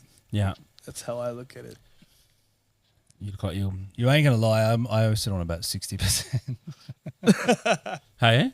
I ain't gonna lie. I always sit on 60%, and that's not actually because I'm sitting on 60%. Because I'm like, I just sit on a way that I know that it's Still gonna go. It's still gonna be better than everyone else, and the punters are, and that's actually what I do in my head. No, I'm like, I'm gonna perform at least better than everyone else on stage. I'm gonna be that little bit better, Yeah. and then have room in the car where I can keep moving on this, but just get pushed. But that's what I do in my head to keep myself stimulated. Well, Yeah. that's another good And question. as a Everyone's singer, got their I own vibe thing. off of that. Yeah. You know what I mean? You As need a singer, headroom. I need You that. need room to headroom. move. Because what happens if Kanye walks in on your crowd? Then you'll go, oh, now I'm going to up it to Yeah, not even 100 yet. I'll give you 70%. You know what I mean? I usually send a set list too, bro. Because I always muck around on set list too. Like now I get a bit lazy because I know what works and I go through. But for a long time now, I get bored. So I'm like, I'm going to play all the bangers at the start and then see what happens at the end and see what happens in the middle and Yeah. just test myself of like, how am I going to turn this crowd around Yeah. on songs that aren't hype songs? And I'll even look at Talis and be like, what song do you want to play next? What do you want to do next? Like, what do you reckon? Yeah. And so she's like, oh, looks around the crowd like, maybe you should try this one. No, I'm not doing that one, G. But we should do that. I'll lead into that one. Or And something that also like comes with experience, you know what I mean? Like, how many years we've been doing this stuff. When you put a song on, it could be the crappiest song, but the way that we do it, Yeah, it's a delivery. it's the way you deliver it. Yeah, that comes with delivery's experience. everything. Delivery is everything, man. Yeah. Yeah. I totally agree with that. Look, man, and like back to what you're saying about, you changing the set list up or turning the crowd around, right? Do you do usually three sets, 4 sets? 2? Nah, normally just 2 sets, and sometimes it Sometimes gets down just to one just long, long, one. long One. Like so. Here's the thing: is that the boys all want to break through it, but if it's like the way I see it, if it's now 2 hours, I'm like, we're playing through. It's that point in there where I feel like it gets to a time, and this is about reading the crowd. Gets to a time where it might hit around 9:30 to 11. If you stop playing and the vibe ain't there, people are going to leave that venue. They're straight away. And your job is to Keep them here. keep Dan happy with his venue packed. So Yeah. you're like, fuck, I'm not taking a break. I'm going to go through to keep these people here because I've got these people engaging. And it's all those things that make it, it's like, they're the little things that keep you winning, keep the venue happy, keep all that. So you want to be an asset. you want to be an asset. As soon as you become a liability, They'll piss you off. that's been like a core principle of me. That's is how we were for be an that asset. that beach gig we did on the hill for the surfing one. What's that called? up at Burley Hill. Oh, single thing, yeah. Yeah, like how long was that set? Like maybe 3.5 When I started playing, me and brother and I, we would, hours straight. we had our residencies, like we weren't kids, and our residency was at Pacific Fair at the, I can't remember, Jungle Cafe, if people remember that. It was way back in the day in the 90s. But we'd have no breaks. Yeah. And then after that, we went to Fishos when we were a little bit older, and we had no breaks then too. So all that older crew, they just would be like, we'll just play softer music in the breaks. Yeah. And so we just learned 4 hours is just your standard, get up there and play all the way through. Yeah. And then so these poor buggers were just like, 2 hours is nothing, bro. We can just high energy for 2 hours. It's like, I can see Noel, like after an hour, he's looking at me like, bro, I'm dying. I need a drink. Like 2.5 hours gone past. I'm like, we're still on. And I'm talking like hype music, yeah? Like hype, like all like There's no closing there's no, bangers. There's Closing, no first no set fillers. singing slow songs and going up. It's we're here and we're staying up here. if it comes down, we'll bring it back up. And you know, man, on that valuing, that is a different value than, you know, I've done the gigs where you do the slow up, and I've done the gigs where you do the keep them up. So from my own personal experience, I ask for more money when I have to keep them up the whole 4 hours instantly. Because I'm like, you're making me work that whole 4 hours. You know, but if they're like, hey, you can do a little opener, I'm like, okay, I'll take your industry standard, you know. As soon as they say you got to be, you know, banging, bro, hats off to you, man. And you know what? You want to charge it whatever the fuck you want to charge, bro. You can charge whatever you want, because you know that they're gonna go back every single 5 minutes and drink and do that sort of stuff. I'm just happy if that bar's getting pumped. Yeah. Which I'm not, you know, alcohol. I know it's all bad for us, but if the bar's getting pumped and the venue's happy, then they're gonna be happy with us. Yeah. They ain't gonna be worried about handing that check over on Monday. No. Yeah. No, and they're gonna, like, you know. Come on, bro. Like, that's. But if you take the piss, they're going to take the piss. It's just, it's common sense. Yeah, but that's what's not common these days. Yeah, I noticed that. Yeah, I did man. notice It's that. uncommon sense now, you know. It's It's a good feeling when the I guess the bar owner gives you that call and says, you know, our bar did the biggest numbers it's done in the last few months, and you know, thanks to you guys. It's always a good feeling. Yeah, it is. For sure, man, for sure. And okay, so for the venues, for sure, okay, so just help each other out. It's team effort, right? It is, yeah. Mm-hmm. And if something goes wrong, it's okay. Just come. You're in it together. Or even the soundies, even the techies, everything. So when you if you're by yourself, or if you're with a full like stage, like I'll always make a point to go around, say thanks to all the soundies, Yeah. the techies, just to be like thanks for being part of the whole Do thing. you have your own soundie when you do gigs, or do you just use the house? She was the original soundie, yeah. the original And then she soundie. went from that to So quick shout. So Taylor was doing sound at Night Quarter. She was only like 16. Were you 16 Yeah. then? 17. And When we say sound, I mean like the whole setup, like setup, Like like full So- setup. small stages. drums, at the Night whole- Quarter in Sunshine Coast, shebang. right? And then so what happened is that Josh was teaching her, and I went up and was like, oh, this is pretty cool. Like she's going to learn how to do sound. And I didn't really think twice. And then the next time I went up, I noticed that she was by herself, and Josh would just come and just kind of shadow her and then leave.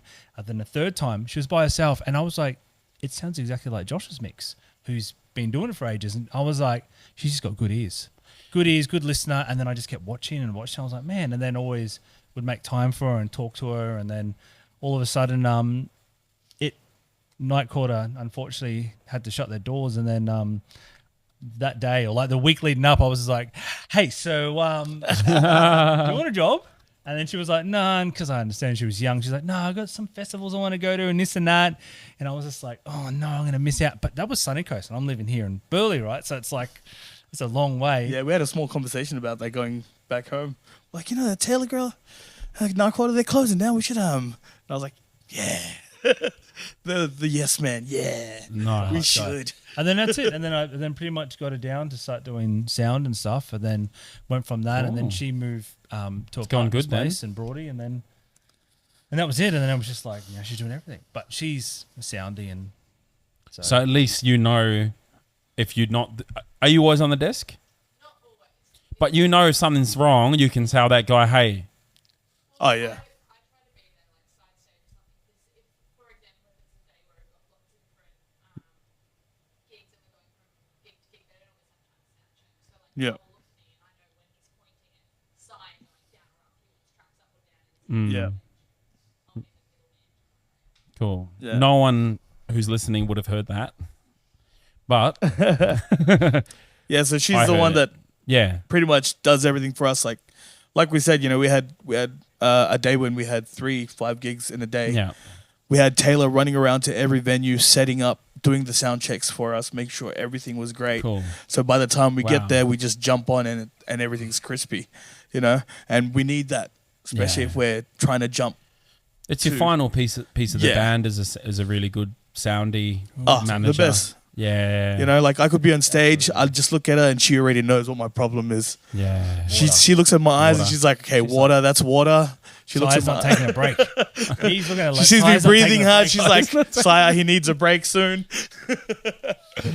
Man, I feel like you guys could do some awesome TikTok skits with all this. Sounds like amazing content, man. Have him there sweating. Oh man, go into some Michael Jackson right at It's the so end. funny. We'll go to some medley that goes for 20 minutes, and he's Yeah. like, oh my No, it's really like that. So sometimes, like we'd be like, all right, I know that we've got 5 minutes left. And I look at him, I'd be like, yeah, sweet break. And he'd be like, yeah, 2 more songs. I'm like, that'll take it over to 12, 15 or whatever it is. I'm like, let's do it. Easy, done. And then once you finish that, you look at him again and he'll be like, I'm still feeling something. All right, push it, bro. Yeah, Let's get it. I'm the type of dude that I can't leave a venue until I know that I've just got it by the balls. Yeah. Yeah. Seriously, because That's what it is, man. No, I want it. that's really, really I how want he's every like. single person in that place just to be like, one more, and then turn to the staff, the owner, like, it was the best night ever. That's in my head. That's what I, as a cover artist. Yeah. As a original artist, different. I want different things. I want them to go, fuck, that was did you hear the musicality you want to see? Like, it's completely different. But I have little things in my head that are standards that I'm like, I need to meet these. Yeah. That's awesome, right? And that's a good thing for people to know out there is that's what you want, man. That's exactly what you want, And if you got to pull out the Oasis because they're not doing it, like, far Yeah, we out. were just talking about it yesterday. So yeah, Well, Pull to out be a some good trump cards. artist- Hey, you got some trump you cards. do. You eh? need- You you have got to have those. some Yeah. To trump be a cards. good artist, you got to really push yourself. Don't you? Yeah, and you can't just save stay them. where you at and just be safe. So what's your strategy, bro? Let's talk a dead crowd. They're uppy. They don't know how to get loose. What do you do to relax them? Oh, I hit them hard. Yeah. I hit them hard because it's either they're Uptown Funk, Yeah, that's a good 24K. one. That's in there. Yeah, they're good ones. Yeah. Uptown's a good one. I hit them hard though because I know for the first song they're gonna be like, what the hell? It's so much. But I know for a fact after 2 or 3 songs, they've got no choice but to get into it. Yeah. Yeah. And it weeds it out too, because some people there that aren't there to actually be part of the entertainment will go. Yeah. But other people are just like, I'm ready to go. Yeah. I just needed that draw card to get me going. There's also time and place for stuff too. Like, you start things in the middle of the day, people, and they're not really on the drinks yet. It's really hard. So you need to pick songs that will make people like go, oh my God, they're doing that Tones and I song, or they're doing Shaggy, or they're doing something that's like, it catches their ears. Yeah. So like, oh man, this is rad. Yeah. And you can see it. So I read the crowd constantly. And once I see that they're intrigued, then I'm like, I can hit them now with shit. Yeah. Because I've got them in. And Yeah. it only takes a couple songs, but then you can kind of feel them out. Yeah, and yeah, man, for sure. Yeah, I know what you mean. But if it's nighttime, we just started, I hit the ground running, bro, from the start. Nice. You have to, man. Yeah. That's You like set that tone from the start, this is Yeah. where we're going, and they just jump on board. yeah. And for then sure. they hit that bar and they come back and they D-floor and they bar Yep. and D-floor and bar and D-floor, and that's what Yeah. you want. Do you have a pre-show ritual? Something to get you in the headspace? Yeah, Something- it's normally Taylor going, you're supposed to start in like 5 minutes. You got to get up there now. Then text message, where are you? Get on stage. Holy fuck, I do have to start. Too busy trying to work. On the or do way. something I'm or outside write having a something out. smoke. Oh, there's always something. something going on.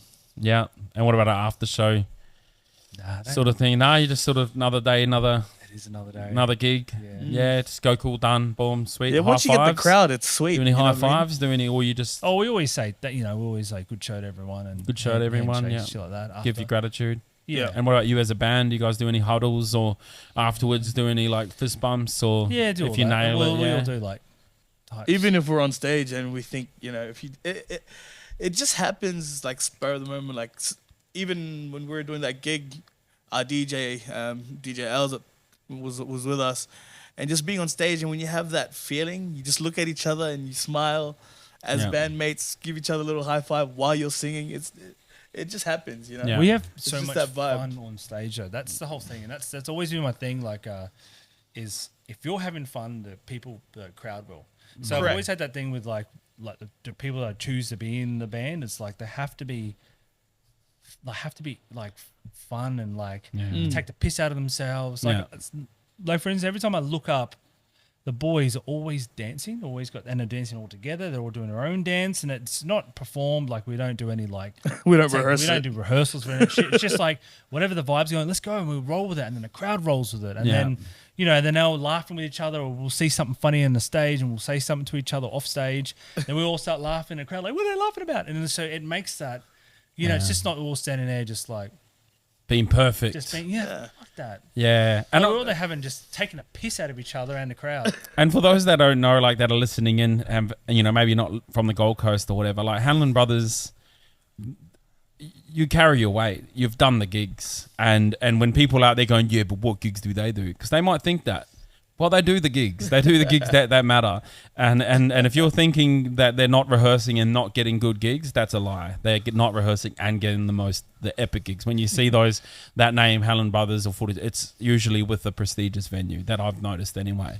It's usually something that matters, Yeah. So I just have to clarify that for anyone out there who's listening, you gotta have the talent to be able to pull that off as well. But Hanlon Brothers are the real deal, for sure.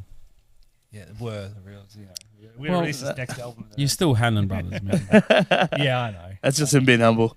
Yeah, so Yeah, I've done gigs with this guy where one day we're in Brisbane, the next morning we have to fly to Sydney to do a gig at Sydney for the night, and then fly back straight first flight in the morning.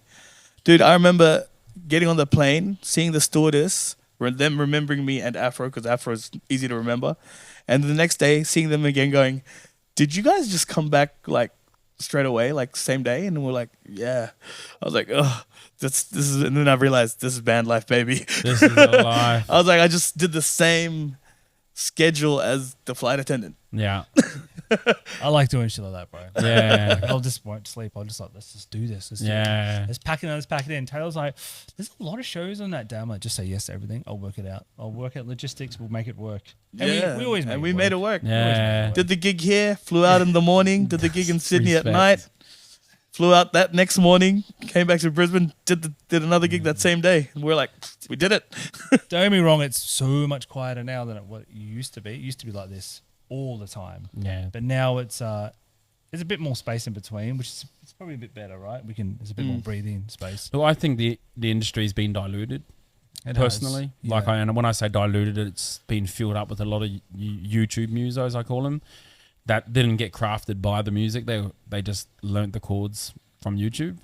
Back in the days, you had to be loving the music industry because you had to learn and listen, and you didn't, You have to do the rounds, man. I didn't come from a family that put me through freaking music school. It was at the party, and your uncle like, that ain't the chords. Oh, I'm sorry. You know what I mean? Like, you had to love it. Yeah, you did. And because you loved it then, it crafted some of the best musos around. I think the musos are great around, but I think there's an influx of a lot of average musos that are diluted down the industry. And, now they're like musicians, and now they don't care what bands do. It's really weird, man. I don't know if you've seen that yourself, but I've been seeing they don't really care anymore. Sometimes on certain radios play the same shit over and over and over, and I'm like, we're way better than this, guys. We're way better than this. But yeah. Look, man, I think things are gonna take a few steps back. Yeah, I think there's going to be that's what this is about, man. This conversation's about finding where that moment is, And it might not happen in one conversation. It might happen in a few. We might talk to you in a year's time, or we might talk to a venue, or we might talk to a booking agent, or we might talk to a management or engineer. And through all of these conversations, we might find a moment where it might spark something in a venue. Maybe venues will start putting more open mics to vet their musicians. Who knows? I don't know, man. I'm just the facilitator here to just push the conversation where I think it might bring some help. it's a great thing about podcasts. Yeah, Yeah, what you're doing about in here as well. Yeah, man, for sure. Now we're going to get to the fun part, and then we're going to wrap this up because I reckon on that note, man, we've gone everywhere. Gone anywhere. Is there anywhere that we haven't gone? Oh, bro, we can go anywhere. We can go everywhere with band stuff. Man. 2% in. You call the shots, bro. Where you want to go? There's a lot of years in the industry that we can keep going. PG, M, R, X, wherever you want to go, bro. Just tell us where we need to go, my boy. You never know, we might do a Den Devine Sessions after dark. When all the cameras are off. Invite only. Nah, man, okay, so some fun things. First things first, dream collab. Obviously, I'm assuming it's Kanye, but I'd love to do it. Yeah, before Prince died, it was like dudes like Prince, and that was my. There's a guy around the Frank Gold Coast, bro, that I'll find his details. I don't know if you know him. You might know him, but I don't. I forget his name. But he used to be Kanye's Producer. real close with Kanye. He's now lives on the Gold Coast. He used to work for Victoria's Secret, I think, for a long time. Do you know him? Have you crossed paths with him? I know Mike Snell, which is he produced Kanye's record. I think I'm Bipolar or something, that one there. And he's now with Kanye now producing his new album now. He lives in Burleigh. But he just moved. He hasn't moved back. He's just over there now. Okay. But yeah, Music. he's one of my boys. He's a legend. That might be one. That might be who I'm It thinking could about. be. Yeah. Yeah. Does he also put on gigs? He does, yeah. Yeah. Does he do? Because I think I've done some stuff with him with Kaloshi. I've done a few Kaloshi gigs with him, and but I was just I was wondering if you've speaking of Kanye. I'm sure Kanye's come into a Is he American conversation. bloke? He's American. Oh yeah, he could be the same dude. Yeah. Dark. Yeah. Yeah. Bald. Yeah, he is. Yeah. Yeah. Cool Oh, guy. He's a legend. He's a legend. Yeah. He was going to do some he's we've gotten him had meetings with him because he was going to produce some Hanlon Brothers stuff, like all the stuff coming out. So Okay. Cool, man. Yeah. Cool. Yeah. So Dream he's a collab. great dude. Is it? Oh man, I don't know. Probably Frank Ocean or Kanye or something like that. Oh man, my dream is just Stevie Wonder, eh? To ever get a chance just to even sing with him would be dope. Yeah. He's just one of the inspirations. Yeah, Stevie. And dinner talks with a dead or alive celeb. Oh, But you could just have a dinner, just unannounced, like sort of no time limit, just hang out. I know this guy's P Diddy. Call him Puffy.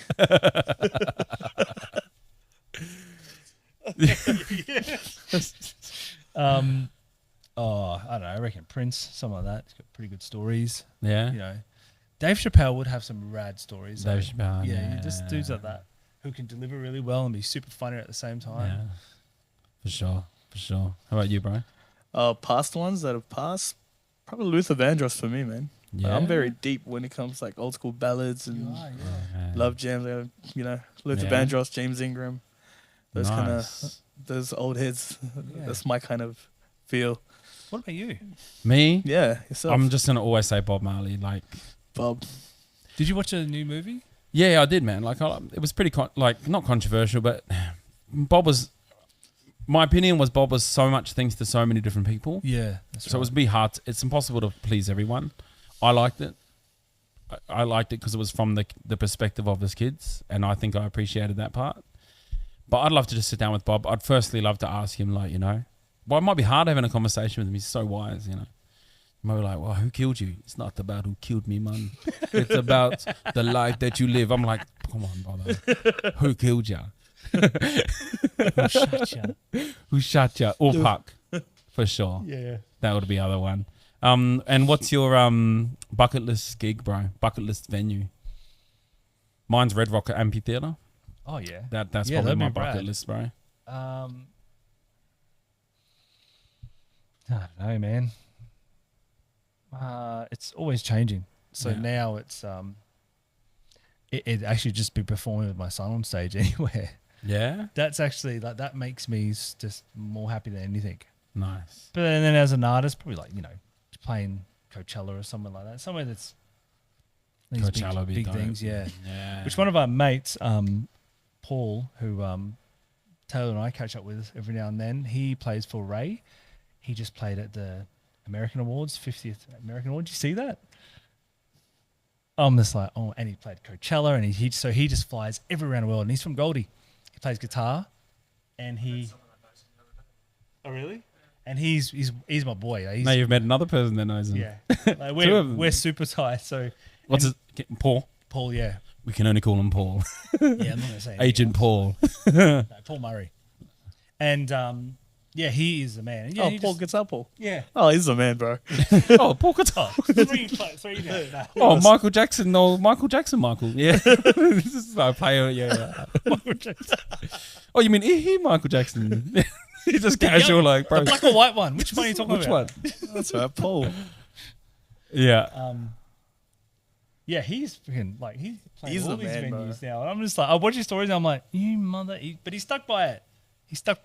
He Yeah. took a punt and moved to London, when he was already doing good gigs here, and he went, I'm going to move to London, started again, and then eventually picked up a good artist. He got Ray, and that was it. And now he's just everywhere. Funny we talk about that. Paul Murray I met at the old jam sessions doing open mic nights. Yeah, he was there. So we used to be, you'd be surprised how many artists that are now came from Open jam mic sessions. nights. Yeah. Anyone listening in? Yeah. There's where the gold is. You got to dig to Yeah, get yeah. to the good stuff. Yeah, actually, I don't know who's going to be down the track where they're going to be at. And they Yeah. might call you and be like, bro, I need you to come. And they're not going to be in your living room. Your uncle telling you he knows everyone. It's going to be out here proving your worth. Yeah. Yeah. Good old jam sessions, man. What's your bucket list gig, bro? My bucket list gig, probably the new Sphere in Vegas. Oh, yeah, that Oh. would be. Damn it. Where Damn you it, two we play. got the best ones. Far out. Obviously been up with Yeah. the trends. Just seeing that venue, and I think just being there and just immersed in that kind of visual. Yeah. Well, Art he was at going to the say same the time. Sphere or Den Devines. It was one of the two. I was Yeah. waiting Yeah. for it, Yeah. Maybe It's either Sphere, Den Devine or yeah. Sphere, of course. Sphere. we'll save the best for last. Dan Devine's probably after Sphere. The thing is about Dan Devine's not the Sphere. Is Dan Devine's got this from Sweden? Yeah. All their products They from don't have China. Sweden. Their products from China. Yeah. Ladies and This is gentlemen, this is an $1,800 wallpaper you're looking at in the back, sponsored by Sweden. It's a Made a Swedish quick paper. trip in Hawaii on the way through. It's been in more places than you. Yeah, man. And any advice for anyone coming through the industry? Let's say from a drummer's perspective, because I think that's Ooh. more interesting than just Mm. being, singing. Just Yeah, yeah. sing. Drummer. I didn't even know where to start how to become a drummer. So Neither. I'm still trying. I see that. That's Taylor getting lessons at Hanlon School that's of why I Music. keep you around. That's it. Hanlon School of Music. Yeah, it's crazy how this guy's, like people think the singer is the main dude. In our crew, it's the drummer. For me, he handles everything, man. What I sing, what's coming next. In other words, I'm just the guy delivering it for him. Amazing. Yeah, that's another thing I love about Hanlon Brothers, man. Like, I've always been a quiet observer. Like, again, I've got kids. I've had kids for 8 years now, so for that time, it's like I can't come out to all the gigs. But I do know that you do love singing with you. You just throw things together, and it's always epic. So yeah, I have seen that a lot. I test that, bro. It's like a canvas, bro. That's what you think of. Yeah, You just got to put like what paints go with what, and it all works out. yeah. Sometimes it's a bit cucka brown, but you only can, all the good guys are not there, so you got to just deal with it. But it always works, bro. It Yeah. always works. You always. Sure. Yeah, man. So yeah, throw some as- advice for drummer, like even something simple.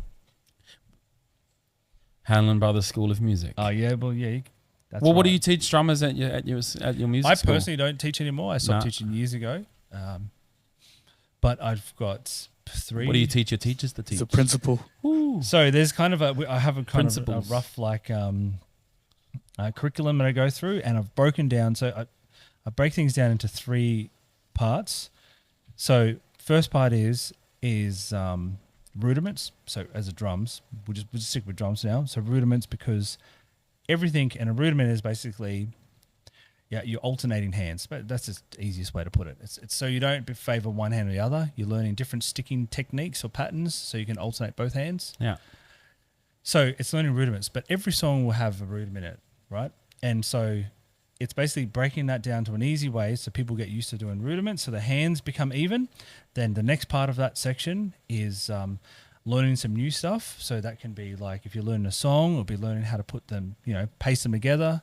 So for instance, if it's a verse or something, so learn how to put your kick, real beginner stuff, kick, snare, hats together with a bit of basic reading. And then the third stuff, so if you have a 30-minute lesson, you do 10 minutes of each. And the third stuff is basically improv. Yeah. So it's actually jamming with your teacher, feeling it out. So that comes a little bit down the track, but you can still do it on a beginner. What that does is that encourage you to find your own voice at a young age, or as you're developing your skills. Because over the years of teaching, I found personally is that people would be, the con had this for a while where I felt every player out of there was just carbon copied. They all sounded the same from a drum perspective. And I'm like, there needs to be something different here. You need to have your own voice. So as a teacher, it's finding what particular rudiment that the kids like, whether they're attracted to, what they like going to, what they actually like natural feel to, and it's actually honing in on it and going, you should try this, like, you know, try this pattern out. And then when you're going back and forth with them, to be like leading ways for them to go, now try that, like encourage them to be like, oh yeah, I didn't think I could add that on. So you're actually building their musical vocabulary up. It's kind of like finding their sound, yeah. Finding their their sound, sound. yeah, Just finding their finding your voice, sound, finding finding their your- character. But that's Finding one your part, because I've had people in there before that have never done learn anything new, or they've never done rudiments, and they're just like bashing away, and they'll do it for hours because they're just all free. But there's nothing in there of like, man, you could be so much of a better player, but you just There's don't no have pocket. any foundation underneath that to go there. Yeah. So you got to balance it out, and that's kind of like what we do at the school. No, that's epic. You got to develop that artistry in them at a young age too. Yeah. So we base everything on performance videos. So everything there, everyone has to go ahead to go to a performance video after each term, and then end of the year we have a school performance. So Plug in the Hanlon Brothers School of Music, man. Let's talk about that for a hot minute. Like, what's the vision for it? Are you wanting to grow it? Are you wanting to keep it more like that's growing. you are going to grow it? Yeah. And the thing is that, so this goes hand in hand talking as a muso, like back in the day, there wasn't enough music to sustain us, and especially if we're knocking on, like we did Mario's down here. We're now, I don't know if they're still down there, the pizza joint. And we went back there years ago, just knocking on a door, talking to Dimatina about, can you get us a gig here? He paid us peanuts, but we still did a gig there to just play, you know, but you got to match that money somewhere because everyone's got rent and stuff to pay. So that's why we started teaching. So it was kind of an offset, but still in the same, you know, still in the same industry. Yeah, still in there. Yeah. It's like going to do sound, being an engineer or being a manager or whatever these other things are. You still got one foot in the industry. That's right. Yeah, you need to do that, diversify. You do. Yep. The other thing as well that got us into it is because we'd always used to go away a lot. So if you go away on tours a lot, when you get back, the phone doesn't ring because people don't know you're home. So people aren't going, hey, bro, can you do this gig for me this weekend? Because they just assume you're not here. Yeah. So just no one rings. It's like a huge thing. Like you could be a motherfucker player, but if no one knows you're home, they won't call you because they just think you're on the road. Yeah. So then it was like having a bit of teaching was good because then I have a handful of kids that I could, or adults I could come back and go, hey, I'm coming back on this date. I'm back teaching again. Yeah, book me back in. So it was a good bring that income in. Yeah, so for sure. Just thinking outside the box a little bit, and you'll be okay. Yeah. But the school started like that, and then eventually, because my dad had a music school as well, and we kind of, which was at Burley Arcade. I think they started in about 96, 97. And then I taught out of there, and then I was teaching out of Billy Hyde's, which was now Gold Coast Music, Stewie's joint. So I was teaching out of both of them, had about 70 kids collectively between them both. And then I found a place which we're at now because I wanted to leave Billy Hyde's because it was too much transport. And down in Burley was shutting down because the rent was going through the roof at the old arcade there. So I decided to take my students and move them out of there into a friend's place at the time who was shaping surfboards. He had his half pipe in there as well. I had this little space. I was like, I'm going to take that. Yeah. So I just found this little space, took that over. And then as time went on, he moved on, done his own thing. And then I took over the next room and then that building. And then I decided I didn't want to teach anymore because I lost passion for it. And that's the other thing. You just got to be honest of when it's time to, I think, pull your cards. Nice. That's a really good piece of advice, man. And I think it's the most important. Absolutely, bro. That's like knowing when to leave. Like that's, man. The thing is that music doesn't define you. Like, and people ask me like, do you define yourself as like a musician or an artist? I'm like, actually, to be honest, I see myself as a dad first, and then everything else revolves around that. Yeah. Because it doesn't. I'm not. Yeah. It doesn't define who I am. You also have to know who you are before you become a musician, I think, because then you can, you don't get swayed. You can get swayed if you don't know who you are. If you don't have a backbone, people can just manipulate you like crazy, man. Like, managers out there fill your head with shit. I'm going to take you around the world. Yeah, if you don't know who you are, you can get just pushed around. Until now, you get that. Yeah. You get most random people saying things like that. Oh, yeah. And you hear it all the time, and you just don't know who to believe. And half the time, But they're once just you know the drunk right people, talking shit. you just nod and just go, oh, that's cool, bro. Well, Thanks now we anyway." just go, can you go talk to that lady over there on the laptop? That's what we do now. Like the next minute, And "Oh, she's shut just up." like talking under her teeth like, you mother. One thing I've learned in the industry myself is the people who have the most pull will never tell you they know anyone. They won't even talk to you until it's time. And it won't be like, that's what I've learned, man. The people who actually really can do something, they're not telling you, hey, I can do something for you. It just happens like Yeah, that's right. That's right. That's they very don't true. talk shit. You know what I mean? They're coming with contracts, not when you're at a gig when they're drunk. Yeah, that's right. Yeah, They're know who quietly they are, they know there. What they've got. They've Yeah. Exactly. They'll message you out of the blue and say, hey, I just saw you 'Cause last we only night. pull that card when love we your have to." vibe. And then it's on, you know? But they're not coming up talking drunk talk to you. No. They're not impressed. They've seen 1,000 of yous.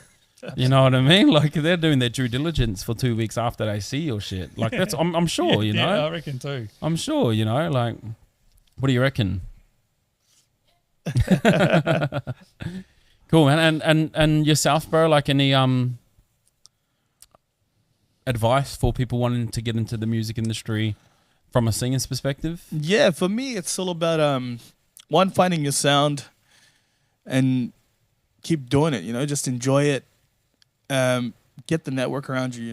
Like Yeah. network's a very big thing, especially in the music industry. Like for me, just having friends that share the same passion as me Yeah. is amazing. It's something that I can share with them and have a talk with them that they understand that other people really can't understand. Yeah. You talk to normal Joe Blow who does a 9 to 5, he doesn't understand what we do. You need to be around musicians. And we were talking about that earlier. Like, one thing that I hate explaining is what I do, especially when someone says, what do you do? When you get into a crowd of people that don't know you and you speak to them and they go, oh, so what do you do for work? Oh, I'm a singer. I just say Yeah. I'm retired. That's what I think. You're retired. Hey, we're- I'm retired. Because the amount of explanation you have to do is crazy. Yeah. Like, you And then can- they just you look can down live on you. Wait, I'm a singer. Oh, Yeah. okay. Really? You're a singer. Really? Must be hard. They do Oh, that? right. Oh, we get opposite. I'm I'm opposite. I'm opposite. I'm Why don't I opposite say to anything? that. Because I'm like, as soon as I tell them, they go, oh, really? They really what is it? agree. And so what does it happen? What is it? And I'm like, oh my fucking God. Now, I don't want to talk about that. It's in a podcast. I don't want to talk about me. Man, I get people say it's hard. I get people say it must be difficult out there in the industry. I guess they just don't really know what it's about, But I think there's like an old narrative that they think it's hard to be in the music industry. It can be hard though, right? Yeah, you make it hard if you don't do those little easy to steps, say. like you said, man. You make it Do as hard you- as you want it to Yeah, be. Like, so it's you define that. absolutely.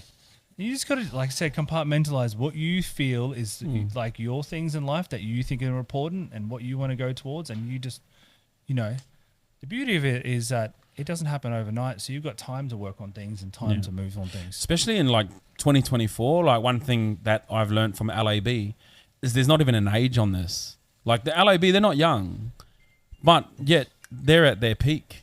My boy Joel, shout out to Joel. Shout out Joel Adams again. Joel Adams. Joel Adams, different Joel. Oh, different Joel? Sorry, Joel. Joel Adams is a good dude though. But it's like, like that's one thing that you get inspiration from some of these bands who are not, there's a narrative where you got to get it while you're 20. It's 20 is the only time you can actually make a success. Yeah. It's not true. No, It's not not at all. true. Owen and I went back and we played. There was a jam night again at Mount Malik, and Joel would come in and would play, but we'd always love fusion shit, so us three would play. And I think my brother showed me a few weeks ago. He's bro, there's all shit on YouTube of us playing with Joel, and I was like, man, this guy is so good. He's so talented, and I actually thought in my head, I'm like, man, it's just he could miss out. He just has to push his own thing, and then all of a sudden LAB came out, and he was the front dude for it. And then when I started watching him. Like the last time I saw him, we played, was it Caloundra? No, because we were playing for Jared James and he was playing after us something. I was watching, it was Caloundra Music Festival. And I noticed with the boys is like, I wanted him to solo more and dig in more because he's a motherfucker player, bro. Yeah. He's real deal, yeah. But their songs have, bro, they're they've nailed it, bro. Yeah. They've nailed the formula for festivals, and I've just noticed that when I play, he doesn't solo out too long. It's just enough that people want more in the next song. I'm like, man, these guys are real. For me as a music, I want to see him just fucking go hard on it and like, you know. But that's why they like you said, they've nailed it. They've got the it. science. They know how to get people coming back. They do. And it's probably that 60% rule that you said before. They never really probably go. They're like, we're gonna keep you here. They're in for the long haul. They're in for the long haul. LAB's there for the long road, man. Yeah. They're not going anywhere. You know. They're great dudes, bro. Yeah, man. Great So players. what's next? Like with the Hanlon Brothers or with yourself? You were talking about an album before. Yeah. So it was COVID sort of came in and done what it done. and we wrote an album in COVID as well, which is really kind of a bit dark and sinister, which is the sound was not so much the content of the lyrics, but the sound was real dark and sinister. That'll probably get shelved only because I don't know what's going to happen with that. But we have an album previously to that we started dropping that we're going to go back to dropping that this year or the start of next year. We're also going to drop all our improv albums back again because we have so many improv albums, which are really cool because you can hear the rapper, which is Roman. Roman MCs with Roman Bullhorn, eh? He is, yeah. They're doing crazy Bullhorn good. and what's that other band he's with? I can't remember the other band. But I have this memory with you that I don't know if you ever remembered it. You should ask Roman who found him. Yeah. It's in his interview in one of his podcasts. Really? He says no family. No, he didn't say the thing, but he did the podcast and then he sent me. He shared me the link so I could watch it. And That's so bad. so the story about that. Let me tell you a quick story about that. Good story. So we had I want to hear this. So with Roman, one of my boys here. I love Roman. Love you, Roman. Just gonna get to Toto. Yeah, no. So we're at, I think, South Bank at a jam night there at the time. So Jam nights come up heaps tonight, So man. from today we used to do it at Caxton Street, and then we moved it over to a place in West End, around that area. And anyway, I was on stage doing my thing, you know, and Roman was in the back in the crowd, and he wasn't Roman yet. He was just a guy with all these other uni students that were just chilling. Caterpillar. And I saw him, you know, just really into it. You know how he is when he hears the sound and he just loves it. He's head banging. I just knew this guy's got something in him. And straight away I got the mic and I went, "Hey, yo, this kid over there, come up here, bro." And he was like, no. And everyone's like, all his friends were like, "Bro, do it. And I was like, "Yo, come up." And then when he came on stage, I was like, "Bro, what are you doing? What's your name?" He's like, "Oh, my name's Roman." I was like, and he's like, "Oh, I spit a little bit." And just, you know, just like that. He's like, "I rap a little bit, this and that." And I was like, "All right, cool, bro. Here's the mic. Let's get on. Let's do it." And then when he jumped on, that was it. Game over. Once he spits, that's it. He's fire. He's fire. Like, he's the kind of kid that can spit without swearing a single swear. Like, he doesn't need to swear. He's intelligent. Vocabulary's Vocabulary right on is point. intelligent. Grad student. Yeah. Reads a lot of books. Yeah. Very, very Switched smart on. man. He's switched on. Very switched Yeah, on. that's cool. I didn't know that. That's good. Good on you, Noel. Yeah. Finding him. Let That's him my epic, way. yeah. Good old That's Roman. yeah. Roman.